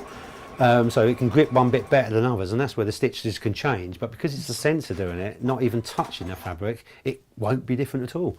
So I just now take that out, and if we can see, see the colour probably wasn't the best on that. Okay, you can go as close I up can to actually that. go You right into that. You see that camera there? Yeah. Gary, the actual camera. The actual. Is there. Oh right. Oh, there we go. Yeah. So we see that without it going. There. Hold it there. There we go. And you can see the cutting bar now. Look at the gap that's got. Amazing. So then for the thick dome buttons, I know it's something which seems so simple, but it is so needed on there. Especially sort of going to a level of this machine. You want a machine that you know is going to do everything you want it to do. Yeah. It's not going to give you restrictions. So I want to tailor, it will tailor. I want to use this fabric, I can use this fabric, and it's not a problem. Carol says those buttons are expensive, Natasha. They're classic. They are. And you know what, Carol? In my roses button tin, like it has to be a roses as tin. We've got one, yes, indeed. Absolutely. I actually have my grandmother's, and it still has. They're so precious to me because they've still got her handwriting on the back as to what garment they want and whether she's got any left over or whatever. Brilliant. So I still have them. I don't know if they will ever go on a garment because they're just... It's a personal thing. They might. Yeah, no. They might. As long as the garment's for you, it's okay. Yeah. It's not going anywhere, right? And in the pocket, I will probably keep that piece of paper so that I know. Yeah. But, you have the label. Again, it's a sentimental, it's a personal thing for that, so, which is great. Of course it is. So we've now got all of these different buttonholes, 2 that were done the same and 1 that was done for Carol. That's it. So you, with the wide, I would say for your dome buttons on that one, absolutely. But completely different contrasting of fabrics and things like that. And you say, I didn't adjust widths, lengths, tensions, pressures, nothing like that, which you shouldn't have to do. On a quality machine, it should cope. And this is the difference where when people, is little things like that, which I'm not being rude, and it does make me chuckle a little bit. And I try not to chuckle because it's like when people come up and sort of say, they turn it over, they look, they say, I just can't believe how good it is on the back. And I just don't know, so if yours is bad, then you've not got, and it's every sewing machine should give you a perfect stitch top and bottom.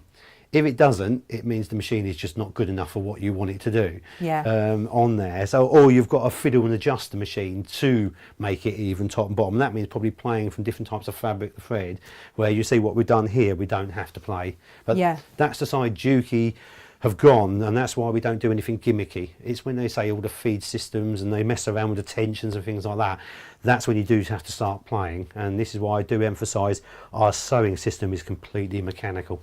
So definitely for playing around in on the utility side and that, it is just great fun, but the performance and the perfection is there. And this is where they say Kiri, and when they first developed, sort of Kiri means beautiful, and to me it's not, it's a beautiful machine is to the eye of the beholder. To me it's a beautiful stitch. It's the creating. Stitch is beautiful, absolutely, and it's beautiful through different types of fabric, whatever I put through it. So. Gary, thank you so much. Brilliant. I mean, on there. Well, we could be here for hours, and someone's just messaged me and said, are you on the school run today, Natasha? we barely touched it as well. I'd say I didn't know how long, but yeah. Well, I say I would absolutely love to come back. We would do a second incarnation on this day because we've not touched the plates, we've not touched the dual feeding systems. There's a lot. What I do is when I get back, we're going to have to book in very soon. Actually, yes. we need a part 2. Okay, we're on. You're on. We perfect, definitely know. Perfect. I will get to the office because I'm obviously not sure how this how time was going to go, but it's always the way. It's fantastic. We can be more relaxed, and it's not done by, right, it's got to be done within 15 minutes, got to be done within 20 minutes. We can play. So that's brilliant. Oh, Gary, I'd love so you to have me much. back. I'd love to come back for another play day. Have you any time? Brilliant. Here? So we can literally see more of what it can do, because we have scratched the surface at the moment. It's a But phenomenal machine. my main thing was to get you your present, your birthday, you're on here today, so you've got it to play with. Thank you. I can't wait, and I'm sharing. I will share. This is the Natasha. Yeah, you makes say that machine. now live on air. Yeah, we know. No, get off my machine. Get off my machine. You're not having Got it. my semi-industrial, my DX. We share all the machines actually. We all work on all of them. Yeah. So it's important for Have us. we got a couple of minutes? If I grab the TL, can I just show people how to take the needle threader off quickly? Yeah, cool. Was that right? Yeah. Because it's an easy thing to do for people at home, and it's not just a TL needle threader. It's just how easy it is. If you do find you've got a needle threader that doesn't work, this basically just pulls off on most machines like this. It's only because mine needs it. That's why we're discussing it. And then, yeah, because it's something we looked this morning and it needs a new needle threader on there. So it easily just to show you how quick and easy that you haven't got to be frightened to do it at home. Wonderful. Thank you. Pull all of that out. You don't need all Yeah, that. don't need any of those. So, all right, that's going to be sort of the best way. Probably Sideways. spin it around and I'll go sideways. Yeah, there we we go. go into there. And back a bit. There. Right, There we that's are. it. So let's Gotcha. remove the thread so that doesn't get in the way. Oh, everyone's saying, thank you, Gary, thank you, Gary. Oh, thank actually, you, I've Gary. taken the needle thread off. What do we do with the needle thread off? Oh, I don't know, you took it off. You took it off because you knew it wasn't going to come back on I again. thought I left it with it on the needle plate. Oh, there it is. Now we've lost Gary. It's all going on. Sorry, back again. Run, Gary, run. Run, run, run. Here we go. Right. So I'm just putting it back on to show people how to take it off before I put it back on again.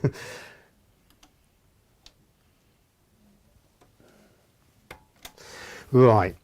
So on all the machines, so the needle threader lever is here. So that's the actual activation Yes. lever. With a lot of other domestic machines, the activation lever is on the side here. Yeah. On that one. So, but it doesn't matter where it is. But what they all have got is your needle threader end, which is the bit you actually hold your thread onto before it goes through the eye of the needle.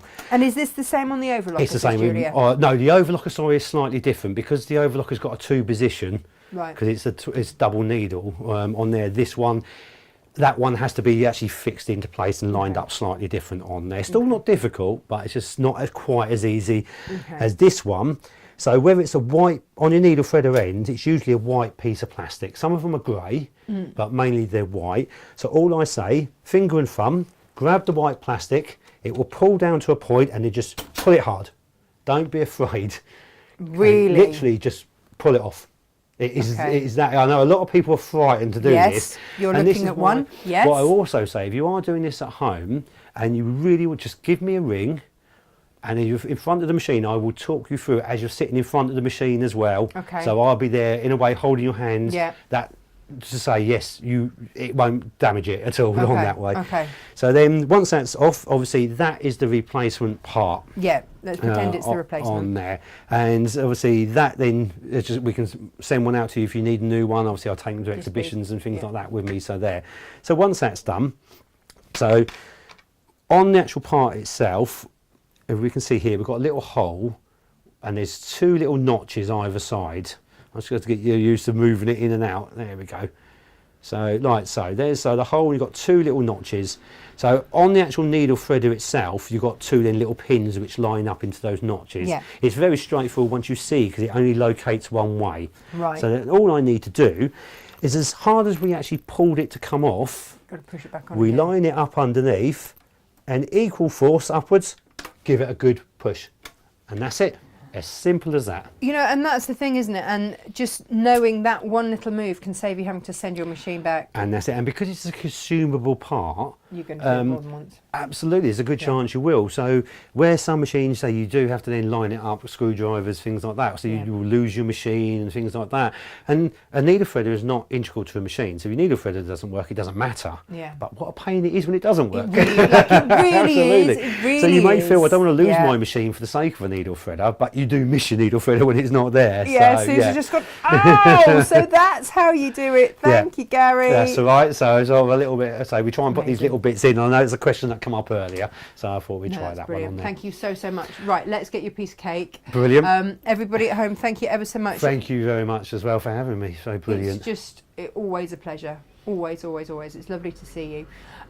Tomorrow it is Jane, and we are revisiting one of our favourite quilts, but with new fabrics, which are going to be rather fabulous. We will have some super new deals for you tomorrow, but for today, please make sure that you use the introductory price on the Ruby Star Society Stash Extension Pack. It's a mouthful. And also make sure that you use your 30% off all our cave fabrics, because that is only for today.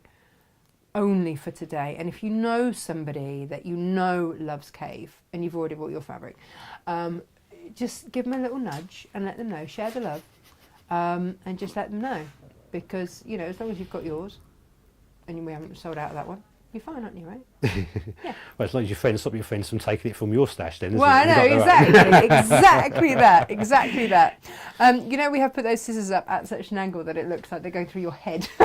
Well, it's either that, or if I turn around, actually, it looks like I've had a haircut from the back. So obviously, it's all gone there. I had hair before I started with those behind me, honest. It reminds me of the Monty Python sketch where he goes to the barber's and it goes into I'm a lumberjack and I'm okay. Oh, yes, of course, that's right. I wear dresses and I don't care. That's right. Well, this is why I stood behind the counter all the time. You just don't know what's going on behind here, so absolutely fine. And on that happy note, yes, indeed. We'll leave you all. Thank you so much, Gary. Thank you ever so much for everyone at home, and we will see you tomorrow with more fantastic deals. Take care, lots of love. Bye bye.